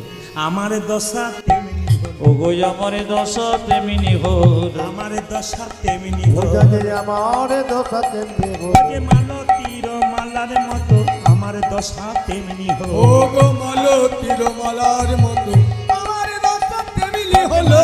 তীর মালার মতো আমার দশা তেমনি হল। ওই দিকে মালতীর মালা মতো আমার দশা তেমনি হলো। বিপদে পরল জইছে মালতীর মালা, ও গো বিপদে পড়ল জইছে মালতীর মালা। মায়েদের স্বামী চলে গেলে 2টো জিনিস চলে যায়, বলবো না, বাদ দিয়ে দেবো, আরেকদিন ভুলে যাবো। আজকে বলবো না, না আজকেই হোক, আবার চান্স নাও পাওয়া যায়। তবে আজকে আমার বিশ্বাস করবেন না, এরাও ক্যামেরা করছে আর আমার কিন্তু আজ খুব খুশির দিন। কেন বলুন তো, আমি বিভিন্ন ইউটিউবের মাধ্যমে প্রোগ্রাম দেখে অনেক কীর্তনিয়া গাই, বেশ ছোট্ট আসরের মতো। আমার মনে হয় কোন দিন একটি ছোট্ট আসরের মধ্যে গাইবো, আজকে কিন্তু ভারী মজা। কেন বলুন তো, বেশ কয়েকজন ভক্তকে নিয়ে গাইছি, আর যখন 10-15 হাজার লোক থেকে তখন একবারে শেষ পর্যন্ত আমাকে সেই পার্টির নেতার মতো চিৎকার করতে হয়, এত জোরে জোরে জীবন বেরিয়ে যায়। আজকে মনে হচ্ছে খুব শান্তিতে গানটা গাইতে পারছি। হ্যাঁ হ্যাঁ, এইটা হচ্ছে প্রেমের জায়গা। তো এই জন্য সবাই লক্ষ্য করুন, মেয়েদের দুটো জিনিস চলে যায়, কী বলতে, চোখের ঘুম আর মুখের হাসি। যখনই স্বামী চলে গেল, ছেলে মেয়ের চিন্তা, কেন কী করে বড় করব, চোখের ঘুম চলে গেল, মুখের হাসিও চলে গেল। কেউ যদি হাসির কথা বলে আর হাসি আসে না, কেন সব চলে গেছে, কেন দায়িত্ব দিয়ে চলে গেল আমার উপরে। আমার অবস্থা কেমন, নয়ন নিদিক গেল ভয়ানক হা, কিবা নয়ানক নিদি গেল ভয়ানক হয়, নয়ন নিদ গেল ভয়ানক হা, আহা সুখ গেল প্রিয়া সঙ্গে দুঃখ নাম আমার প্রিয় সঙ্গ দুঃখ হাম সুখ গেল প্রিয়া সঙ্গে দুঃখ হাম সুখে গেল প্রিয় সঙ্গে দুঃখ হাম পাওয়া, বলে নাই নয়নে নিদ নাই, অজ নাই নয়নে নিদ নাই, নাই নয়নে নিদ নাই, নাই বদনে হাসি নাই রে, নাই নয়নে নিদ নাই, ওরে নাই বদনে হাসি নাই রে, নাই নয়নে নিদ নাই রে। সুখ গেল প্রিয়া সঙ্গে দুঃখ হাম সুখে গেল প্রিয়া সঙ্গে দুঃখ হাম পাওয়া। অনেকের অভিমত আছে, আমাকে বাসায় গিয়ে বলেছে, কি অভিমত, সাগর পাড়ায় এসেছিলেন 10-12 হাজার লোক, ঢুকতেই পেলাম না, আর এখানে পরিষ্কার দেখতে পেলাম ডাক্তারবাবুর জন্য। ডাক্তারবাবুর আশীর্বাদে বা ডাক্তারবাবুর সাহায্যে আপনারা দেখতে পাচ্ছেন, ডাক্তারবাবুর মায়ের আশীর্বাদ, মা দুর্গা এবং গর্ভধারিণী মা বাবার আশীর্বাদ। সেকেন্ড কথা হচ্ছে যে অনেকে বললেন যে এত ভিড়ের মধ্যে দেখতে পাই না, আজকে বেশ সুন্দর করে বসে বসে কীর্তন শুনতে পারবেন। সবাই লক্ষ্য করুন, মায়েরা রাধারানী কেঁদে কেঁদে বলছে, বেঁচে থেকে কী লাভ আছে, আমায় বিষ এনে দে, সজতি জল কাজ কি এহো জীবনে, সজদিতে জল কাজ কি হো জীবনে। আপনারা বলেন না, স্বামী মরে গেলে ওরে আমাকেও বিষ এনে দে, আমার বেঁচে থেকে কী লাভ আছে, আমিও চলে যাব। মায়েরা বলেন না, রাধারানী বলছে, আমার আর বেঁচে থেকে কী লাভ আছে, প্রাণনাথ যখন চলে গেছে। সজতি আজ কি এহো জীবনে, সজদিতে জল আজ কি হো জীবনে, আনহ সখী গরল করি গ্রাসে,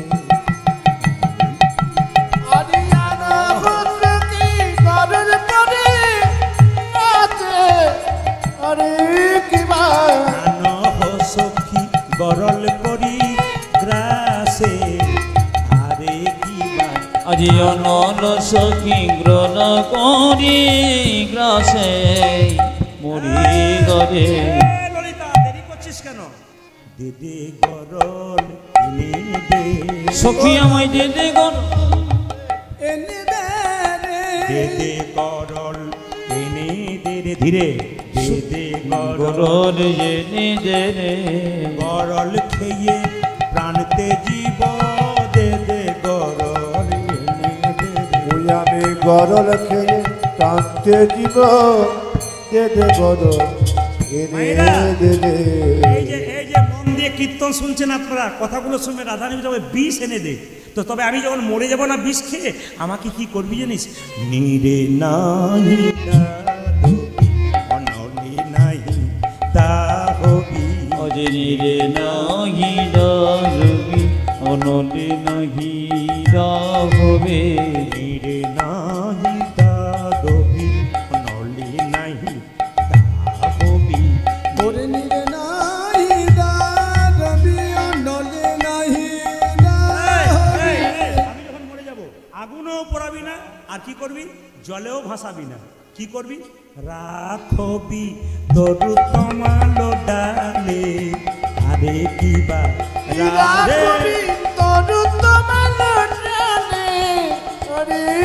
রাখবি তরু তমালো ডালে, আর রাখবি তোর তোমার ডালে আরে কি বাবু আমায় কি করবি তোমার ডালে বেঁধে রাখবি তোমার ডালে বেঁধে রাখবি তোমার ডালে বেঁধে রাখবি তোমার ডালে বেঁধে রাখি মরিলে আমার দেহ তোমার ডালে বেঁধে রাখবি মরিলে আমারে দেখো তোমার ডালে বেঁধে রাখি তোমার কাছে যখন বেঁধে দিবি তখন কাক পক্ষীকে বলবি আমার শরীরে সব জায়গা খেয়ে নেবে, আমার দুটো জিনিস জন্য না খায়। মায়েরা রাধানী কেমন ব্যাখ্যা দেখুন, কেউ বলতে পারবেন কোন দুটো জিনিস খেতে বারণ করছে? হ্যাঁ বাহ বাহ, যারা কীর্তন শুনে তারা বলছে। মায়েরা কেউ বুঝতে পেরেছেন? আচ্ছা বলুন তো মায়েরা, রাধারানী কোন দুটো জিনিস বলতে চাইছে? হ্যাঁ বয়স্ক মায়েরা তো বলেছে, আর দু চারজন তাকাতাকি করছে, বলে চুপ থাকাটাই বুদ্ধিমানের কাজ, চুপ করে থাক, উনি যা কথা বলবেন। পয়সা নিতে এসছেন উনি বলবেন না, তা তো বলি আমাকেই বলতে হবে। মায়েরা রাধারানী বলছে, ওগো কাক পক্ষী তুই আমার শরীরের সব জিনিস খেয়ে নিবি, এই দুটো জিনিস খাস না, যদি গোবিন্দ ফিরেই আসে কিছু থাকার না থাক, নয়ন ভরে দেখব তারে, আমি নয়ন ভরে দেখবো তরে, নয়ন ভরে দেখব তারে, আমি নয়ন ভরি দেখবো তারে, মধু যদি ফিরে আসে নয়ন ভরে দেখব তারে, আমার বধূ যদি ফিরে আছে নয়ন ভরে দেখব তারে। কত ব্যাখ্যা দেখুন। আপনাদের একটা সুন্দর কথা বলে যাই, এই যে ব্যাখ্যাগুলো করছেন রাধারানী খুব সুন্দর ব্যাখ্যা করছেন পদাবলীর মাধ্যমে। আমি শুধু আপনাদের বলতে চাই, এই মাসটা কি মাস? কার্তিক মাস। কার্তিক মাসে কিছু জিনিস মানবেন, গোবিন্দ আপনার কাছ থেকে যাবে না। এই মাসটা কিন্তু বিখ্যাত মাস, কেন বলুন তো? 12টা মাসের মধ্যে 3টে মাস খুব গুরুত্বপূর্ণ, একটা বৈশাখ মাস, একটা মাঘ মাস, আর একটা হচ্ছে কার্তিক মাস। আবার এই 3টে মাসের মধ্যে শ্রেষ্ঠ মাস কোনটা? কার্তিক মাস। এই মাসটার নাম নিয়ম সেবার মাস, এই মাসটার নাম হচ্ছে দামোদর মাস। এই মাসটাতে স্বয়ং গোবিন্দ দামবন্ধন লীলা করেছিল। দামোদর নাম কেন হলো মাসটার নাম? গোবিন্দের পেটটাতে, দাম মানে দড়ি আর উদর মানে পেট, গোবিন্দের পেটে মা যশোদা দড়ি দিয়ে খালি খাবো খাবো করে, এই জন্য বেঁধে রেখেছিল দাম উদর। দামোদর মাস দামবন্ধন লীলা গোবিন্দ করেছিল। এই জন্য আপনাদের কাছে নিবেদন রইল, যে যেখানে বসে আছেন মন দিয়ে শুনবেন। এই দামোদর মাসে কতগুলো গুরুত্ব আছে, বলবো না বাদ দিয়ে দেবো, আজকে বলেই যাই, শুনে নিন। এই দামোদর মাসে হ্যাঁ হ্যাঁ আচ্ছা আচ্ছা শেষ নেই, বাবা বলেছেন বলতে হবে, বেশ এই দিকে তাকাবেন, মন দিয়ে শুনবেন। দামোদর মাসে কিছু কিছু কাজ আছে যেগুলো করতে হয়, বাবারা জানেন, আপনাদের একটু বুঝিয়ে দিই। ব্রাহ্ম মুহূর্তে উঠতে হয়, স্নান করতে হয়। এখন বলবেন ব্রাহ্ম মুহূর্ত কাকে বলে? সূর্য ওঠার 1 ঘন্টা 36 মিনিট আগে ওটাকে বলা হয় ব্রাহ্ম মুহূর্ত। অথবা আর একটা দৃষ্টান্ত দিচ্ছে, কি বলুন তো? আকাশে দেখবেন রাত্রি 3টের পর যে তারা থাকে, রাত্রি 3টের পর তারা থাকে, তারা যতক্ষণ থাকে ওই সময়টা কিন্তু ব্রাহ্ম মুহূর্ত। তারা যখন আপনার মিলিয়ে গেল তখন এটা ব্রাহ্ম মুহূর্ত নেই। 3টের পর থেকে যতক্ষণ তারা থাকবে আপনি স্নান করতে পারবেন। তাহলে ব্রহ্ম মুহূর্তে আপনি স্নান করলেন, স্নান করার পরে কি করতে হবে? মা একটা শুভ্র পোশাক পরবেন, দাদা ভাইদের সবার করতে পোশাকটা পরে কী করবেন? ভগবানের জপ করবেন। গঙ্গায় স্নান করলে ভালো, প্রতিদিন তার গঙ্গা যাওয়া যায় না। গঙ্গা জল বাড়িতে স্নান করছেন ভোরবেলায়, গঙ্গা গঙ্গা গঙ্গা বলে মাথায় নিয়ে ব্যাস, শাস্ত্র বলছে, আমি বলি না, এটা করলে কাজ হয়ে যাবে। তো সবার কাছে নিবেদন রইল, স্নান করার পর পবিত্র পোশাক পরে ভগবানের নাম করলেন। অন্যান্য মাসে নাম করলে যে গুণ পাবেন, কার্তিক মাসে নাম করলে তার 1000 গুণ লাভ হয়ে যায়। এই জন্য কার্তিক মাসটার গুরুত্ব আছে। কার্তিক মাসে যখন যেখানে কীর্তন হবে, কার্তিক মাসে যখন যেখানে রামায়ণ ভাগবত পাঠ হবে, আপনি গিয়ে বসবেন, সব কাজ ত্যাগ করে। কেন? এই মাসে যত হরিকথা শুনবেন তত কিন্তু আপনার জীবন আরও সুন্দর হবে। হ্যাঁ, কার্তিক মাসটা চেষ্টা করবেন নিরামিষ খাবার। কার্তিক মাসটা চেষ্টা করবেন, কি বললাম? নিরামিষ খাবার।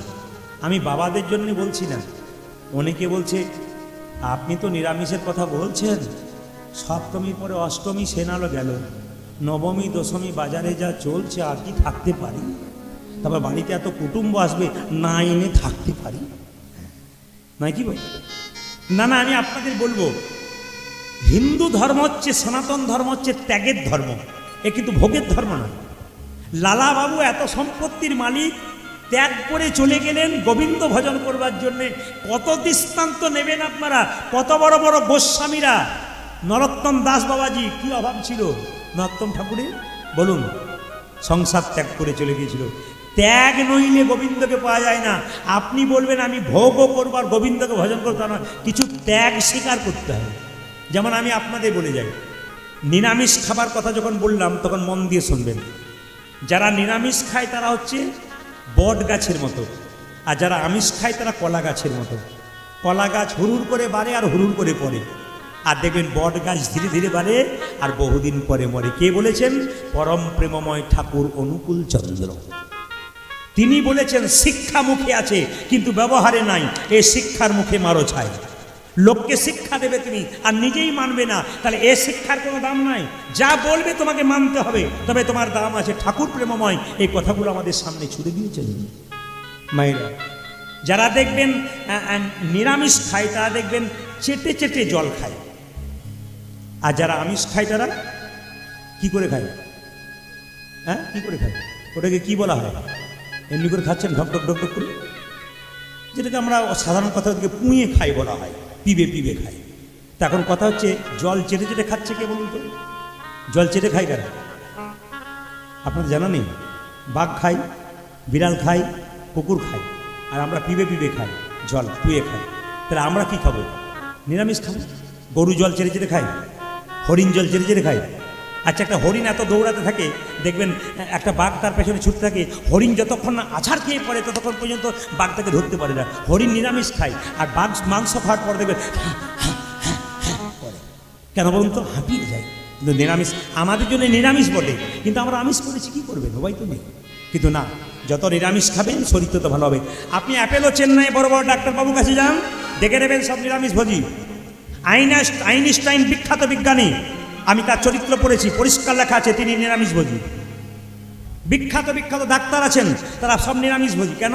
তারা জানতে পেরে গেছেন। অ্যাপেলো চেন্নাই একজন ডাক্তারবাবু বলছে, আরে পশ্চিম বাংলা থেকে মানুষ আসছে, এরা তো মাছ মাংস খেয়ে খেয়ে রোগ ধরিয়ে আসছে, ওইখানকার কতজন হসপিটালে ভর্তি হচ্ছে একবার দেখাবেন তো। খুব বিচার করে দেখবেন। এই যে নিরামিষ খাওয়াটা খুব জরুরি, আপনারা যদি খেতে পারেন তাহলে আপনাদের ভালো হতে পারে। এইবার বলে দিন, এই দামোদর মাসে মায়েরা আসতে আপনারা দীপ দান করবেন। দীপ যদি পারেন তাহলে মাটির দীপ, মাটির প্রদীপ 130 দিনে 30টা প্রদীপ কিনতে হবে। অত পয়সা যদি না থাকে, বাড়িতে যে প্রদীপটা আছে সেই প্রদীপটা দেবেন। তিল বা ঘিয়ের প্রদীপ দেবেন। খুব মনে রেখে দেবেন আপনারা, এই কথাগুলো যদি মাথায় রাখতে পারেন জীবন সুন্দর হবে। তিল বা তেলের প্রদীপ, তিল বা ঘিয়ের প্রদীপ দেবেন। আকাশ প্রদীপ যদি আপনি না টাঙাতে পারেন তাহলে আপনি ছাতের ওপরে প্রদীপ দিতে পারেন প্রত্যেক দিন, ওটা আকাশ প্রদীপ হয়ে যায়। ঘি পোড়াতে হয়, তিল পোড়াতে হয়, তিলের তেল যদি না পারেন তাহলে এরকম তেল দিয়ে আপনি প্রদীপ দেবেন। তবে ভগবানের চরণে 4 বার দেখাবেন, নাভিতে 2 বার দেখাবেন, মুখমণ্ডলে 3 বার দেখাবেন। খুব ভালো করে শুনবেন। আপনি দীপ দেখাবেন কখন? সূর্য ওঠার আগে আর সূর্য ডোবার পরে, তার আগে নয়। কিন্তু দীপ দেখানোর নিয়ম হচ্ছে, শুনে রাখুন, সূর্য ওঠার আগে দীপ দেখা দেবেন ভগবানকে, আর সূর্য ডোবার পরে, তার আগে নয়। কিন্তু এই কার্তিক মাসে একবারে ভোরবেলায় আপনি দেখাবেন। চরণে কবার বললাম? 4 বার। নাভিতে কবার? 2 বার। মুখমণ্ডলে কবার? 4 বার। এই 3 বার। খুব মাথায় রাখবেন কথাগুলো। কি বললাম? চরণে কবার? 4 বার। নাভিতে কবার? যে ঘুমাচ্ছে সে বলুন কবার? কবার? নাভিতে কবার? 2 বার। আর মুখমণ্ডলে কবার? 3 বার। গোটা শরীরে কবার? 7 বার। এইবার লক্ষ্য করুন, খুব দামি কথা বলে দিই, ওই প্রদীপটা ভগবানকে দেখিয়ে ভগবানের চরণে যদি দেখিয়ে দিন তাহলে আপনি দেবতার চরণে দেখালে আপনি অপরাধ করছেন। ভগবানের চরণে যে প্রদীপ দেখালেন, বদনে যে প্রদীপ দেখালেন, ওই প্রদীপটা কিন্তু আপনি ভগবানের চরণে দেওয়ার পর, বদলে দেওয়ার পর দেবদেবীকে দেবেন, তখন চরণে দেবেন না, মুখমণ্ডলে দেবেন। কবার? 7 বার কি 3 বার? আপনার গুরুদেবের ছবি আছে, এই গুরুদেবের ছবিতে কবার দেখাবেন সবাই লক্ষ্য করুন? 7 বার কিংবা 3 বার। চরণে কিন্তু দেখাবেন না, তাহলে কিন্তু আপনাদের অপরাধ হয়ে যাবে। এই দামোদর মাসটা আপনারা পালন করুন, খুব বিখ্যাত মাস। যদি পারেন কার্তিক পূর্ণিমা থেকে, আমি আগে বললাম এই কটা দিন এখন পুজো চলছে, যা করছেন করুন, কিন্তু কার্তিক পূর্ণিমা থেকে, কোন পূর্ণিমা? রাস পূর্ণিমা, অথবা এই শুক্লা একাদশী থেকে ওই শুক্লা একাদশী, মানে একবারে উত্থান একাদশী পর্যন্ত আপনারা করতে পারেন। যেরকম রাধা রানী কি, শ্যাম সুন্দর কি, মদন মোহন কি। মায়েরা রাধারানী যখন এভাবে কাঁদছে তখন বিন্দে দুটি ছুটে এসেছে। বিন্দে কেঁদে কেঁদে বলছে, রাই তুই কাঁদিস কেন? এত কান্না কিসে? রাধারানী বলছে, ওরে বিন্দে, আমি এক জীবনে কাঁদিনি, আমি 4 জীবনে কেঁদেছি। কেঁদে কেঁদে দিন কেটেছে, আমি এমনি হত ভাগিনী, 4 যুগে আমি বড় মন্দ ভাগিনী। এই 4 যুগে আমি বড় মন্দ ভাগিনী। কেঁদে কেঁদে দিন কেটেছে, এমনি হত ভাগিনী, 4 যুগে আমি বড় মন্দ ভাগিনী।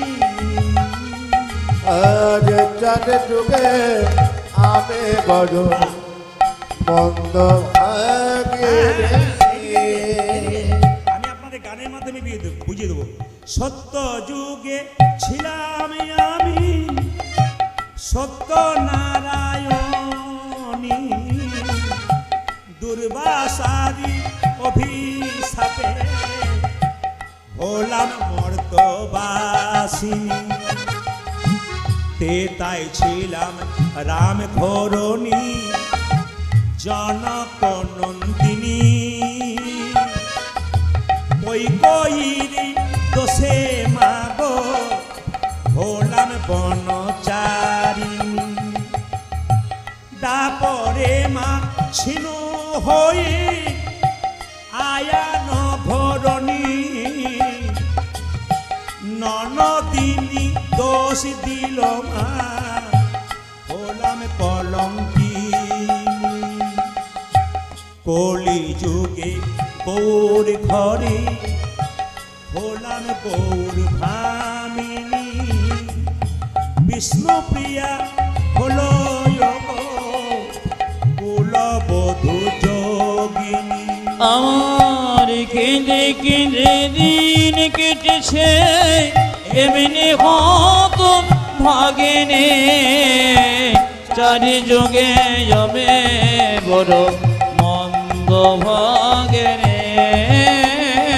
আজ 4 যুগে আমি বড় মন্দ ভাগিনী। মাথুর গান শুনছেন, ব্যাখ্যাগুলো দেখবেন কিন্তু কত সুন্দর পদাবলীগুলো। বিন্দে বসে আছে, রাধারানী কাঁদছে, এনে দে মাধব, কথা এনে দে মাধব, এনো না উমাধব, এনে দে মাধব, কথাগুলো শুনতে হবে।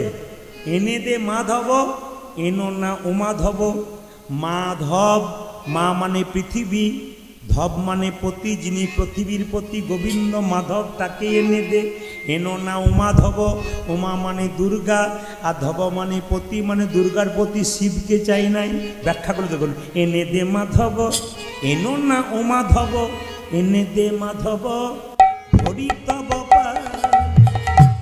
এনে দে মাধব, এনো না ও মাধব, এনে দে মাধব, হরি তব পাই। এই যে আমি উমাধব মানে দুর্গার প্রতি, শিবকে চাই না, এসবই অন্য মাধব। এন হে মাধব, ও গোবিন্দে গো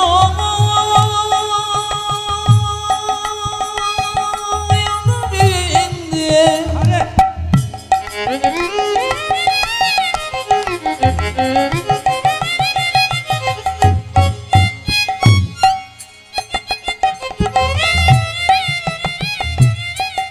দিদি আমায় মাধবকে এনে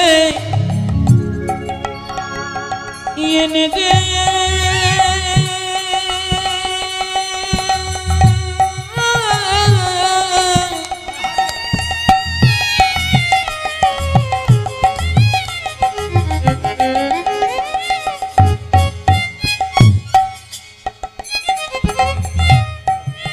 ও বৃন্দাবন দুটি যে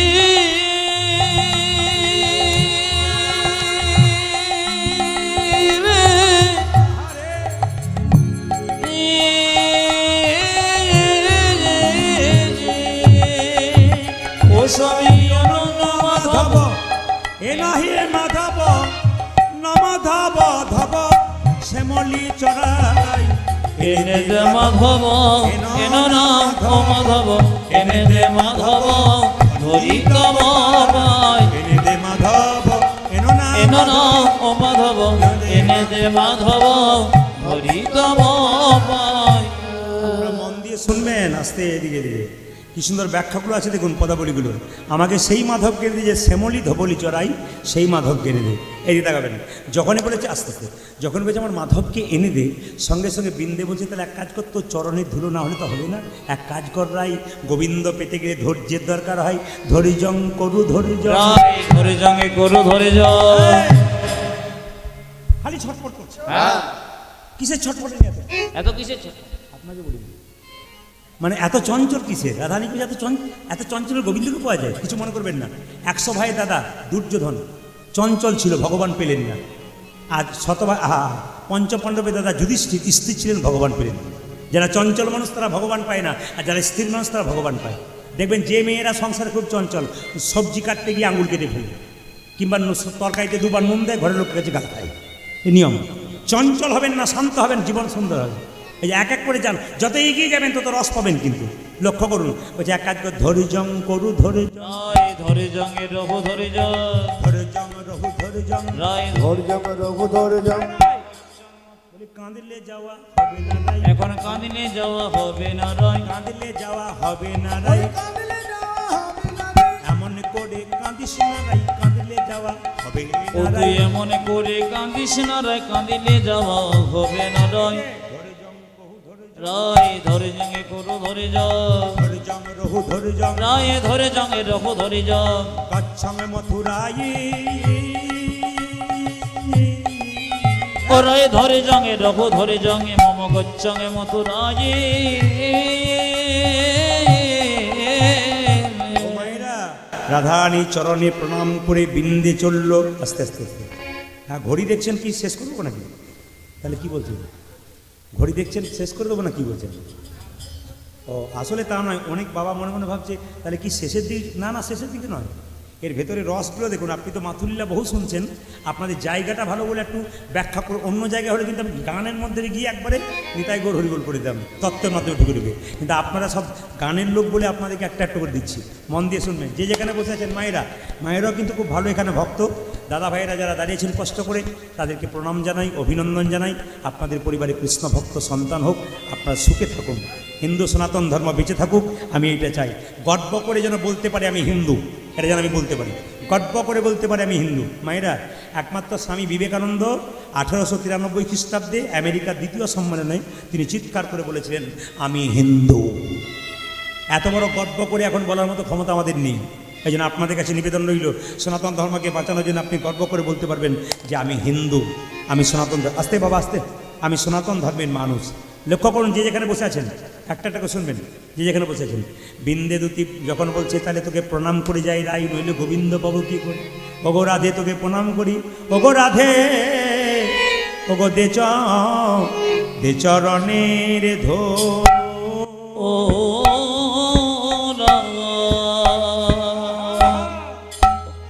ও ধোলা রে,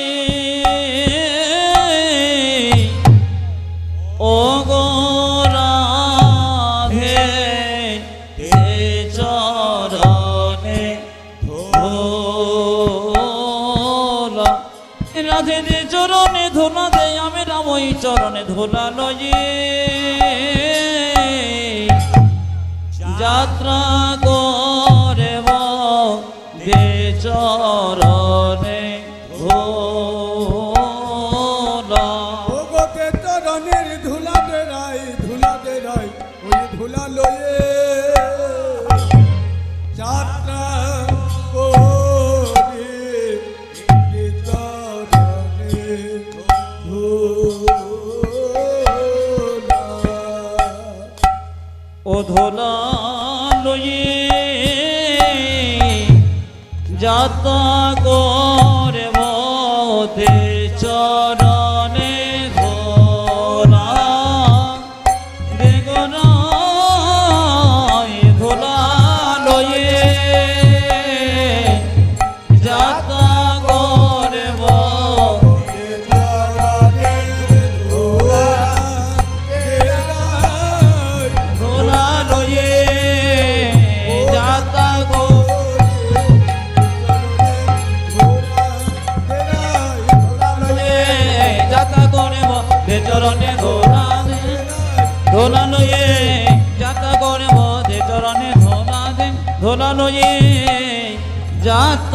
করব রে চরণে আচ্ছা, কিছু মনে করবেন না মায়েরা, এই যে প্রণাম করছেন আপনারা, রাধারানীকে প্রণাম করছো, আপনারা প্রণাম করবেন কীভাবে মন দিয়ে শুনবেন।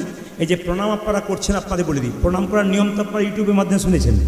সাষ্টাঙ্গে প্রণাম মানে 6টা অঙ্গ মাটির সঙ্গে ঠেকাবেন, মায়েরা নয় বাবার। কোন 6টা অঙ্গ? দুটো হাতের তালু, দুটো জানু, কটা হলো? 4টে। একটা বক্ষ, নাসিকা, কটা হলো? 6টা। ঠিক তো? সাষ্টাঙ্গে। আবার কোনো কোনো জায়গায় নিম্নাঙ্গ বলা হয়, তখন কিন্তু শুধু কপালটা ধরা হয়, বক্ষটা ধরা হয়, হাত ধরা হয়, পা ধরা হয়। মানে দুটো হাত, একটা অঙ্গ, দুটো পা, জানু, কটা হলো? দুটো অঙ্গ, একটা কপাল, কটা হলো? 4টা, একটা নাসিকা, কটা হলো? 5টা, বক্ষ 6টা। ঠিক আছে? এই সাষ্টাঙ্গে প্রণাম কিন্তু করতে হয়। তবে মায়েরা কিন্তু সাষ্টাঙ্গে প্রণাম করতে পারবেন না, আপনার পঞ্চাঙ্গে বা হাঁটু গেড়ে প্রণাম করবেন, এটা কিন্তু আপনাদের করতে হবে। মা দুর্গাকে প্রণাম করবেন আপনারা, যদি কাল থেকে এই প্রণামটা করেন তাহলে ভুল করছেন আপনারা। মা দুর্গাকে প্রণাম করবেন সবসময়, মাথায় রাখবেন মা দুর্গাকে প্রণাম করবেন সবসময় ডান দিকে রেখে। দেবদেবীকে প্রণাম করতে ডান দিকে, এটা মা দুর্গার মন্দির তো আপনি এইদিকে মুখ করে প্রণাম করবেন। কিন্তু যদি এটা কৃষ্ণের মন্দির হয় তখন বাঁ দিকে মুখ করে প্রণাম করবেন, মানে কৃষ্ণকে বাঁ দিকে রেখে দেবদেবীকে ডান দিকে রেখে প্রণাম করতে হয়। তবে বলে রাখি, এখন তো কিছু মনে করবেন না, এখন তো ছেলেমেয়েরা প্রণাম তো ভুলেই গেছে। এখন ছেলেমেয়েরা প্রণাম ভুলে গেছে, বাবা মাকে প্রণাম করে দূরের কথা, পায়ে ঠেকে গেলে কি বলে? সরি। ভালো ইংরেজি শিখেছে কি বলুন তো? সরি। মানে রেডিমেড প্রণাম আবার শিখেছে অনেকে। দেখবেন মা দুর্গা মন্দিরে দেখবেন অনেকে প্রণাম দেখবেন স্কিন টাচ প্রণাম, মানে রেডিমেড প্রণাম। এখন আর প্রণামে এত সময় কোথায় পাবে? প্রণাম করার সময় তো নেই, তাই স্কিন টাচ প্রণাম হয়ে গেল। এই জন্য আপনাদেরকে বলে রাখি, প্রণাম কিন্তু ভালোভাবে করবেন। হ্যাঁ, লজ্জা, ঠিক বলেছেন। ও মায়েরা, প্রণাম করেছে রাধারানীকে কি করে? বিন্দে পঞ্চাঙ্গে প্রণাম করলো। যখনই প্রণাম করেছে তখন বিন্দে যা, তুই আমার গোবিন্দকে এনে দে। যেই না বিন্দে চলে যাচ্ছে অমনি সঙ্গে সঙ্গে আবার ফিরে আসছে, তুই ফিরে এলি কেন? সঙ্গে সঙ্গে বিন্দে বলছে, ফিরে এলাম কেন জানিস? গোবিন্দ যখন বৃন্দাবনে ছিল একটা দস্তখত তোর হাতে, তোর কাছে লিখেছিল, দাসখত। বলে কীরকম? কী লেখা ছিল? সোনরাই গরবিনী, আমি যে তোমার প্রেমের ঋণী, তোমারই নারিলাম সুদিতে, মনে করি বারবার সুদিব প্রেমের ধার, তাই হবে আমায় আবার জন্মিতে। ওগো রাধে, লিখে গিয়েছিল যে তোমার প্রেমের আমি ঋণী, আমাকে আবার জন্ম নিতে হবে, ওই কাগজটা দিই। বলছে আমার বধূকে আনতে যাবি, তাহলে আমার কাগজে কী দরকার আছে? বলছে সময় মানুষের সাময়িক পরিবর্তন হলে পূর্বের কথা মনে থাকে না। যেমন ধরুন কেউ যদি রিক্সা চালায়, সে যদি হঠাৎ একটা টিকিট কেটে 5 কোটি টাকার মালিক হয়ে যায়, ও রিক্সার কথা ভুলে যায়। কেন বলুন তো? পূর্বের কথা ভুলে যায়। এখানে ছিল রাখাল, ওখানে রাজা। যদি মনে না থাকে এই কাগজটা দেখাবো, আর যদি কাগজটা দেখানোর পর না আসে তাহলে কী করব? বলবো আমি রীতিমতো, ছন্দগুলো দেখুন, বলবো আমি রীতিমতো, তাতেও যদি না হয় রত, বাঁধবো আমি আপন জোরে, আমার বাঁধা দেখে মথুরার লোকে যদি সুধাই মোড়ে, বলবে আমি গরব করে, আমাদের রায় রাজা হয় পলাতক প্রজা, যদুনাথ দাস ভয় করে না কারে। তোর গোবিন্দকে প্রথমে ভালো ভালোই বলবো, আসে তো ভালো, নাহলে হাতে জোর করে দড়ি দিয়ে বেঁধে আনবো। রাধারানী বলছে, ললিতা যা, বিন্দে তুই যা করবি করবি, আমার গোবিন্দের হাতে দড়ি দিয়ে বাঁধিস না। বলে কেন? যে অঙ্গে চন্দন লেপন করতে গিয়ে আমার হাতগুলো কাঁপে, যদি নখের আঁচড় পেয়ে যায়, তুই দড়ি দিয়ে বাঁধবি, বধুর কত কষ্ট হবে। তাহলে বারণ করিস তুই বাঁধতে, তাহলে বলছিস কি পায়ে ধরে আনতে? বলছে না না, এমনভাবে কাজ করবি যেন সাপও না মরে, লাঠিও না ভাঙে। সঙ্গে সঙ্গে বিন্দুবতী বলছে, তাহলে এক কাজ কর, ওরে তুই যেমন কৃষ্ণ কাগালিনী, আমিও কৃষ্ণ কাগালিনী, আমিও ঘরে থাকতে পারছি না, আমি কেমন করি রইব ঘরে। বিন্দে বলছে, নন্দ দুলাল ডাকিছে মোরে, আমি কেমন করে রইব ঘরে, নন্দদোলা ডাকিছে মোরে। যশোদা দুলাল ডাকিছে মোরে, আমার যশোদা দোলা ডাকিছে মোরে। নন্দ দুলাল ডাকিছে মোরে, আরে নন্দদোলা ডাকিছে মোরে। আমি কেমন করে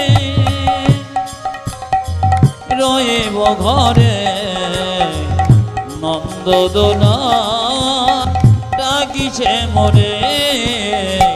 ব্রজের রাখা ডাকিছে মোরে। কি করলো বিন্দে? তখন রায় প্রবোধি আসি হরি বলিয়া, রায় প্রবোধি আসি হরি বলিয়া।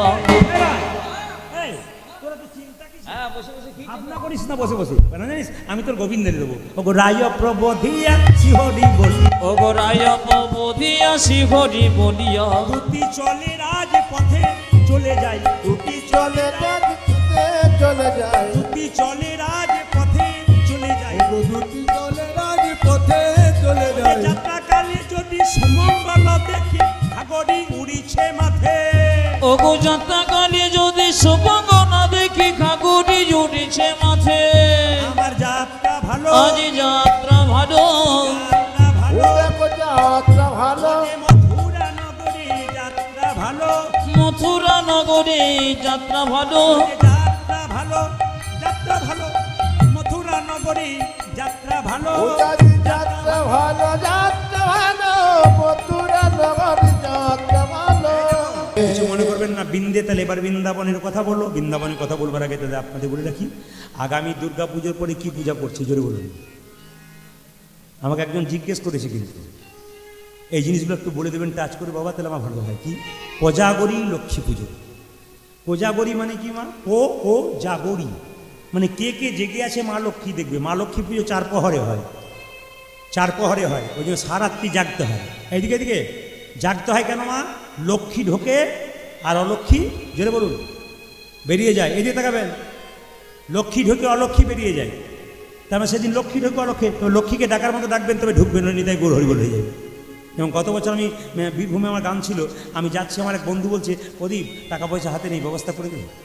ধার নিয়ে নি। বলছে না না, তুই তো কীর্তন করিস, একটা পদ্ধতি বল যার জন্য লক্ষ্মী ঢুকবে। বললাম আজ তো কোজাগরী পূর্ণিমা, দরজা খুলে দিবি সারাত্রি, লক্ষ্মী ঢুকবে, ঠিক মতো ডাকবি, দেখবি লক্ষ্মী ঢুকবে, অলক্ষ্মী বেরিয়ে যাবে। বলবি এসো মা লক্ষ্মী, বসো মা ঘরে, আমার ঘরে থাকো মা অন্ধকার করে। আমি ভুল বলে ফেললাম নাকি? ও আচ্ছা আচ্ছা, ভাগ্যিস আপনারা এসেছিলেন, না আমি ভুল করে দিচ্ছি মাঝে মাঝে, আমার জানা ছিল না, ভাগ্য আপনারা এসেছিলেন। এদিকে তা এসো মা লক্ষ্মী, বসো মা ঘরে, আমার ঘরে থাকো মা, আর বলবেন তবে তো, নাকি না বললে আসবে কেন? এখন ও কিছুই বলে না, সারাত্রি দরজা খুলে দিয়েছে। সকালবেলা যখন যাচ্ছি গালে হাত দিয়ে বসে আছে, কিরে দরজা খুলেছিলি? হ্যাঁ। লক্ষ্মী ঢুকেছিল? না। কি ঢুকেছিল? চোর ঢুকে দিয়েছে। ডাকার মতো ডাকবেন তো লক্ষ্মী ঢুকবেন, কিন্তু চোর ঢুকে যাবে। তো সবাই লক্ষ্য করুন, যেই না বলেছে কোজাগরী পূর্ণিমার কথা বললাম মা, লক্ষ্মী যদি আপনারা বাড়িতে রাখতে চান, একা লক্ষ্মী রাখবেন। অনেক মেয়েরা বলে না, এত টাকা পয়সা আসছে দাদা, ঘরে রয়েছেই না টাকা, খালি চঞ্চলা। লক্ষ্মী চঞ্চলা হয় কখন? একা রাখলে। নারায়ণের সঙ্গে রাখবেন, লক্ষ্মী স্থির থাকবে। আপনার বাড়িতে অনুষ্ঠান হচ্ছে, মেয়েকে নিমন্ত্রণ করলেন, জামাইকে খুব একটা বলেননি, মেয়ে এলো, কিন্তু মেয়ে চঞ্চলা দেখান বলতো, ওকে কিছু বললো না, ভালো করে বললো না, তাহলে কি কোনো গণ্ডগোল হবে না বাবা, ওর খাওয়াটা পেটে ঢুকবে না, মন ওখানে থাকবে। তা লক্ষ্মীকে একা রাখবে না, নারায়ণকে ডাকবেন না, তাহলে লক্ষ্মী চঞ্চলা হয়ে যাবে না? খুব যুক্তি করে বুঝাচ্ছি আপনাদের সহজ করে। লক্ষ্মীকে বাড়িতে নারায়ণকে রাখতে হবে। তবে লক্ষ্মীকে কিভাবে রাখবেন? লক্ষ্মী 3 ভাবে রাখা হয়। দেখুন তো গুণে হিসাব করে ঠিক হচ্ছে কিনা। পদ্ম ফুলের মতো ফুলের ওপরে লক্ষ্মী থাকে, জোরে বলুন হ্যাঁ না না। পেঁচার ওপরে একটা লক্ষ্মী থাকে, ঠিক বলুন হ্যাঁ না না। আর একটা লক্ষ্মী দেখবেন, আপনারা দেখেননি, খুব কম দেখেছেন, দেখবেন হাতির উপরে লক্ষ্মী থাকে। বাড়িতে 3টে লক্ষ্মী শুভ, সবচাইতে শুভ লক্ষ্মী কোনটা বলুন তো? হাতির ওপরে যে লক্ষ্মী বসে আছে, সেই লক্ষ্মী বাড়িতে রাখলে সবচাইতে শুভ। হাতির ওপরে যে লক্ষ্মী বসে আছে। আর নারায়ণ বসে আছে কোথায়? গরুরের ওপরে। লক্ষ্মী পুজোতে ঘণ্টা বাজাবেন না, কেন বলুন তো? ঘণ্টকর্ণ নামে এক দেবতা কানে ঘণ্টা ঝুলিয়ে বাজাতে বাজাতে রাস্তায় রাস্তায় যায়, আর লক্ষ্মী তাতে খুব বিঘ্ন হয়। ওই জন্য লক্ষ্মী যখন যেখানে থাকে, কলহ সেখানে চলবে না, বিবাদ সেখানে চলবে না। যে বাড়িতে কলহ বিবাদ ঝঞ্ঝট লেগে আছে, লক্ষ্মী সেখান থেকে নিতাই গৌর হরিবোল হয়ে যাচ্ছে। একটা মহিলা, একজন নারী 3টে জিনিসের জন্য নষ্ট হয়ে যাবে। আজকে আপনাদের বলে যাই, একজন নারী 3টে জিনিসের জন্য নষ্ট হয়, নিজেকে শেষ করে দেয়। প্রথম, কথায় কথায় জেদ করা, কথায় কথায় স্বামীর সঙ্গে, সংসারের সঙ্গে জেদ করা, কথায় কথায় রাগ অভিমান করা 2। আর 3 হচ্ছে, বাবার বাড়ির পরামর্শে কোনো মেয়ে যদি শ্বশুর বাড়ির সংসার চালায়, তবে তার ধ্বংস অবশ্যই নিশ্চিত হয়ে যাবে। মানে আমি বুঝতে পারলাম আপনাদের এখানে পার্টি অনেক আছে, হাততালি পড়বে, অন্য জায়গায় তো পড়ে না, খালি হঁ হঁ বলে, কিন্তু আপনারা কিন্তু হাততালি দিচ্ছেন, মানে পার্টি শুধু এইখানে আছে তা না, আমার সব জায়গায়। কিন্তু তুমি যদি মনে করো যে একটা সংসার ভাঙবো, তাই তোমার ছেলেকে যে মানুষ করছো সে যখন বড় হবে তার পাশে যেজন আসবে তোমার সংসারও ভাঙবে, সেই দিন তুমি বুঝবে আমি কি করেছিলাম। দা সোজা একবারে পাক্কা কথা, অপেক্ষা করতে হবে। কেন? নিচে তাল গাছের নিচে বাগড়া খসে, ওপর বাগড়া হাসে। নিচে বাগড়াটা খসতে খসতে বলে তোমারও একদিন এরকম আছে। কিন্তু আমরা খুব বোকা, কেন? আমরা বুঝতেই পারি না, এই জন্য তো বোকা। কিছু মনে করবেন না, যেখানে দেখবেন কসাইখানা ছাগল কাটা হয়, একটা ছাগলকে কেটে ছুলে চামড়াটাকে টাঙিয়ে দিয়ে মাংসটাকে কাটছে, লক্ষ্য করো না, একটা ছাগল দিব্যি বসে বসে ওখানে কাঁঠাল পাতা চিবোচ্ছে, ও জানে না এরপরে এর লাইনটা আছে। আমরাও সেরকম ছাগলের মতো শুধু কাঁঠাল পাতা চিবোচ্ছি, একবারও তাকাচ্ছি না যে আমারও এরপরে এই দশা আছে। আপনি ভাবছেন কি? আপনি কাঁদালে ভাবছেন আপনি কি সুখে থাকবেন নাকি? একবারে সুখে থাকবেন না। এই জন্য কোজাগরী পূর্ণিমা লক্ষ্মী পুজোর কথা আপনাদের বলে গেলাম। যদি পারেন তবে শ্রীসূত্র, শ্রীসূত্র বলে একটা বই আছে, যদি দোকান থেকে কিনতে পারেন, তার কতগুলো শ্লোক আছে, পড়তে পারলে ভালো। যদি পড়তে না পারেন শ্রীসূত্র বইটা কিনবেন দোকান থেকে, কিনে মাথায় ঠেকাবেন, মা লক্ষ্মীর চরণে রাখবেন, অনেক উন্নতি আছে। কিন্তু যতগুলো কথা বলে গেলাম, এবার লক্ষ্মী পুজোর পরে একটা জিনিস আছে কি বলুন তো, কালী পুজো। কালীর কথা যখন এলো তখন বলে রাখি, মা দুর্গার কোন জায়গা থেকে কালীর জন্ম কারো জানা আছে? মা দুর্গার তৃতীয় নয়ন থেকে কালীর জন্ম। মা দুর্গার তৃতীয় নয়ন থেকে। কেন? কালীর কটা হাত? অনেকে ভয়ে বলছে না, প্রদীপবাবু 6-7টা জানলেও জানতে পারে, আমরা তার বই পড়ি না। 4টে হাত। একটা হাতে কি বলছে? দে। একটা হাতে কি বলছে? দেবো। একটা হাতে কি বলছে? দেখছিস কে ঝুলছে, কামনার বসিলে তোকে ঝুলিয়ে দেবো। মানে যে ঝুলছে সে কে বলুন তো? ওষুধদের মধ্যে দুজন খুব অত্যাচারী ওষুধ ছিল, শুম্ভ নিশুম্ভ, দু ভাই। এই নিশুম্ভ খুব অত্যাচারী ছিল, মেয়েদেরকে মা জ্ঞান করতো না, কামনা বসে ছুটে যেত।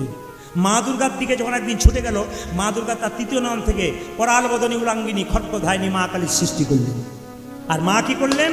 একবার এসে সঙ্গে সঙ্গে খড়্গ দিয়ে নিশুম্বের মস্তক ছেদন করে সেই রক্ত মুখে নিলেন, তারপর শিগালকে দিলেন। কেন? অসুরের রক্ত যত মাটিতে পড়বে তত অসুর সৃষ্টি হবে।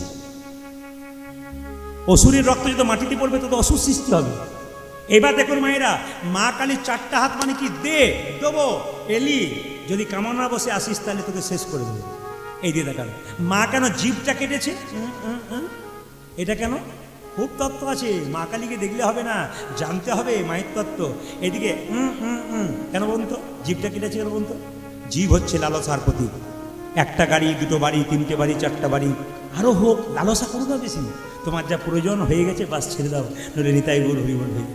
ও মায়েরা, মা কালীর চরণতলে যে পড়ে আছে সে কে? জোরে বলুন, জোরে বলুন। শিব। শিবের সঙ্গে মা কালীর কি সম্পর্ক? কি সম্পর্ক? শ্বশুর না ভাসুর? জোরে বলুন একজন। বাচ্চা আপনাদের কিন্তু শ্রোতা আপনারা যা পেয়েছি 3টে শ্রোতা কিন্তু পাকা পাকা পেয়েছি এবং বয়স্ক পেয়েছি। এরা 3 জনে বলছে স্বামী স্ত্রী। দেখুন এরা কিন্তু কত বুঝতে পারছে। এই জন্য আপনাদেরকে বলে রাখি, মন দিয়ে শুনবেন, মন দিয়ে শুনবেন। স্বামী স্ত্রীর সম্পর্ক, তার মানে শিব ঠাকুর আছে, শিব ঠাকুর চরণতলে পড়ে আছে, মা কালী তার বুকে পা দিয়েছে। তাহলে আপনাদের কি মনে হয় স্ত্রী হয়ে স্বামীর বুকে পা দেয়? এর তত্ত্ব আলাদা আছে, আরেকদিন বোঝাবো। শুধু এইটুকু বলতে চাই, এক জায়গায় কীর্তন করতে গেছি, একটি মেয়ে আমাকে এসে বলছে, প্রদীপবাবু, ও প্রদীপবাবু, বলে কি স্বামীর বুকে পা দেওয়া যায়?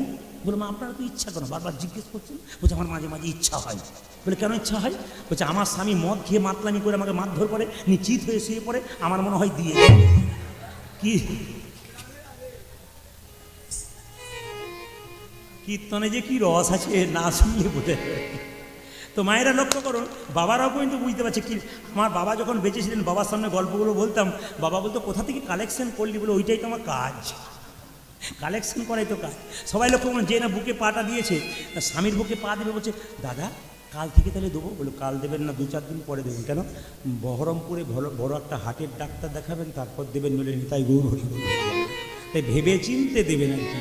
মায়েরা একটা সুন্দর কথা বলে যায়, মা কালী উলাঙ্গিনী, মায়ের শরীরে কাপড় নাই, অথচ সেই মাকে পুজো করা হয় বলে অন্য ধর্মের মানুষ আমাকে একদিন বলেছিল, খুব তো শিক্ষা দিচ্ছেন, আমাদেরকে বুঝিয়ে দিন তো আপনাদের মা কেন কাপড় নাই অথচ পুজো করছেন?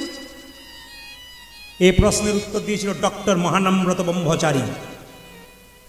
সবাই বিবেকানন্দের পরের স্থান ডক্টর মহানম্বত ব্রহ্মচারী। দাদা ভাইরা মন দিয়ে শুনবেন, যারা শিক্ষিত ব্যক্তি আছেন। ডক্টর মহানম্বত ব্রহ্মচারী যখন আমেরিকায় গিয়েছিল তখন বলেছিল আমি হিন্দু ধর্ম শ্রেষ্ঠ ধর্ম, বৈষ্ণব ধর্ম শ্রেষ্ঠ ধর্ম। তখন একটা মেয়ে আমেরিকা চিৎকার করে বলেছে, চুপ করুন বাবাজি। বলে কেন? আপনি বলছেন হিন্দু ধর্ম শ্রেষ্ঠ ধর্ম, সনাতন ধর্ম শ্রেষ্ঠ ধর্ম, বৈষ্ণব ধর্ম শ্রেষ্ঠ ধর্ম, আপনাদের কালীকে কেন উলঙ্গ মূর্তিতে পুজো করা হয়? কেন কালীর শরীরে কাপড় নাই? কি ভেবেছেন আপনারা? আর লোককে বোঝাচ্ছেন শ্রেষ্ঠ ধর্ম। তখন তিনি কি সুন্দর বোঝালেন, দেখুন খুব সুন্দর কথাটি। মা, তুমি বলছো মা কালী উলঙ্গ বলে তোমার রাগ হচ্ছে, আমরা মায়ের কেন পুজো করছি? তুমি আমাকে উত্তরটা দিয়ে দাও, তাহলে আমি উত্তর সোজা হয়ে যাবো। বলে কীরকম? ধরো তোমার একটা বাচ্চা আছে। বলে হ্যাঁ আছে। ওই বাচ্চাকে নিয়ে রাস্তায় পেরিয়ে যাচ্ছ, 4 জন গুন্ডা তোমার বাচ্চাকে ছিনিয়ে নিতে এসেছে। বলো তো মা, তুমি তোমার ছেলেকে দেবে? বলছে না, দেবো না।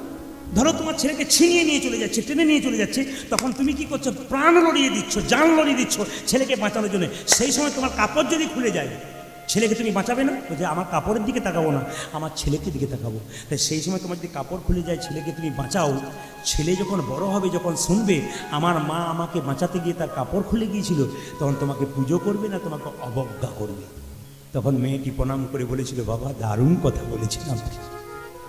এই জন্য বলে রাখি, মা দৈত্য দানবের হাত থেকে রক্ষা করার জন্য মা বারবার তার কাপড় খুলে দিয়েছে আমাদেরকে রক্ষা করার জন্য, দৈত্য দানবের হাত থেকে আমাদের রক্ষা করার জন্য। একটা তত্ত্ব বলছে মা কালীর মতো শক্তিকার আছে, মানে মা হচ্ছে শক্তির প্রতীক। শক্তিকে কোনোদিন কাপড় দিয়ে আটকানো যায় না। এই যে আমফান ঝড় এসেছিল, এই আমফান ঝড়ের সময় আপনি কি কাপড় দিয়ে আমফান ঝড় আটকাতে পারবেন? কালী যে মহাশক্তি, এই মহাশক্তিকে আপনি কোনোদিন কাপড় দিয়ে আটকাতে পারবেন না। তাই সবাই লক্ষ্য করুন এরা, বৃন্দাবনে ভগবান শ্রীকৃষ্ণ রাধারানী কেঁদে কেঁদে, ললিতা বিন্দেদূতি কেঁদে কেঁদে বলছে, ওগো গোবিন্দ, বৃন্দাবনে তোমার অবস্থা কেমন জানো? বলে কেমন? বৃন্দাবনের অবস্থা শুনলে তোমার চোখে জল আসবে। তোমার সুবল সখা পটেতে আঁকা সদাই মূরতি হেরে গো। তোমার সুবল সখা পটেতে আঁকা সদাই মূরতি ও গোবিন্দ, তোমার সুবল সখা ছবিটা এঁকেছে, কোমর পর্যন্ত এঁকেছে, চরণ দুটো আঁকে নাই। যদি চরণে পেয়ে আবার তুমি বৃন্দাবন ছেড়ে চলে যাও, তোমার সুবল সখা পটেতে আঁকা সদাই মূরতি হেরে গো। বলে সকা পটেতে আঁকা সদাই মূরতি হেরে গো। মায়েরা কি করছে? তোমার পিতানন্দ কি করছে জানো? তোমার নন্দ পিতা জেলেছে চিতা প্রাণ ত্যাজিবার তরে। তোমার নন্দ পিতা জেলেছে চিতা প্রাণ ত্যাজিবার তরে। নন্দ পিতা জেলেছে চিতা প্রাণ ত্যাজিবার তরে গো। নন্দ পিতা জেলেছে চিতা প্রাণ ত্যাজিবার মায়েরা, তরে গো। নন্দ পিতা চিতা জ্বালিয়ে বসে আছে আর কেঁদে কেঁদে বলছে, একবার মুখে আগুন দিয়ে যা গোপাল। এবার মুখে আগুন দিয়ে যা গোপাল। মুখে আগুন দিয়ে যা গোপাল। একবার মুখে আগুন দিয়ে যা গোপাল। কেঁদে বলে নন্দ পিতা, মুখে আগুন দিয়ে যা গোপাল। আমার কেঁদে বনে নন্দ পিতা মুখে আগুন দিয়ে যা গোপাল। নন্দ বলছে আমার মা কেমন আছে? নন্দ রানী লয়ে নবনী ফিরছে দারে দারে। মা নন্দ রানী লয়ে নবনে ফিরছে দারে দারে। নন্দ রানী লয়ে নবনী ফিরছে দারে ওই দারে। আমার নন্দ রায়ে নয়ন মণি ফিরছে দারে দারে। মা নন্দ রানী কৃষ্ণ বলে কাঁদতে কাঁদতে চোখে অন্ধ হয়ে গেছে আর কেঁদে কেঁদে বলছে, আইন বনি খেয়ে যা রে। আইন বনে খেয়ে জানে। আইন বনি খেয়ে যা রে। বোঝা যায় আইন বনে হে জানে। আমি যুগল করি বাঁধব না রে। আইন বনি খেয়ে যা রে। গোপাল যুগলে করে বাঁধিব না রে। আইন বনে খেয়ে যারে যুগল করে বাঁধিব না রে। তোরা বলে আইন বনে খেয়ে যারে। যুগল করে বাঁধিব না রে। গোপাল আইন বনে খেয়ে যারে। গোপাল আইন বনে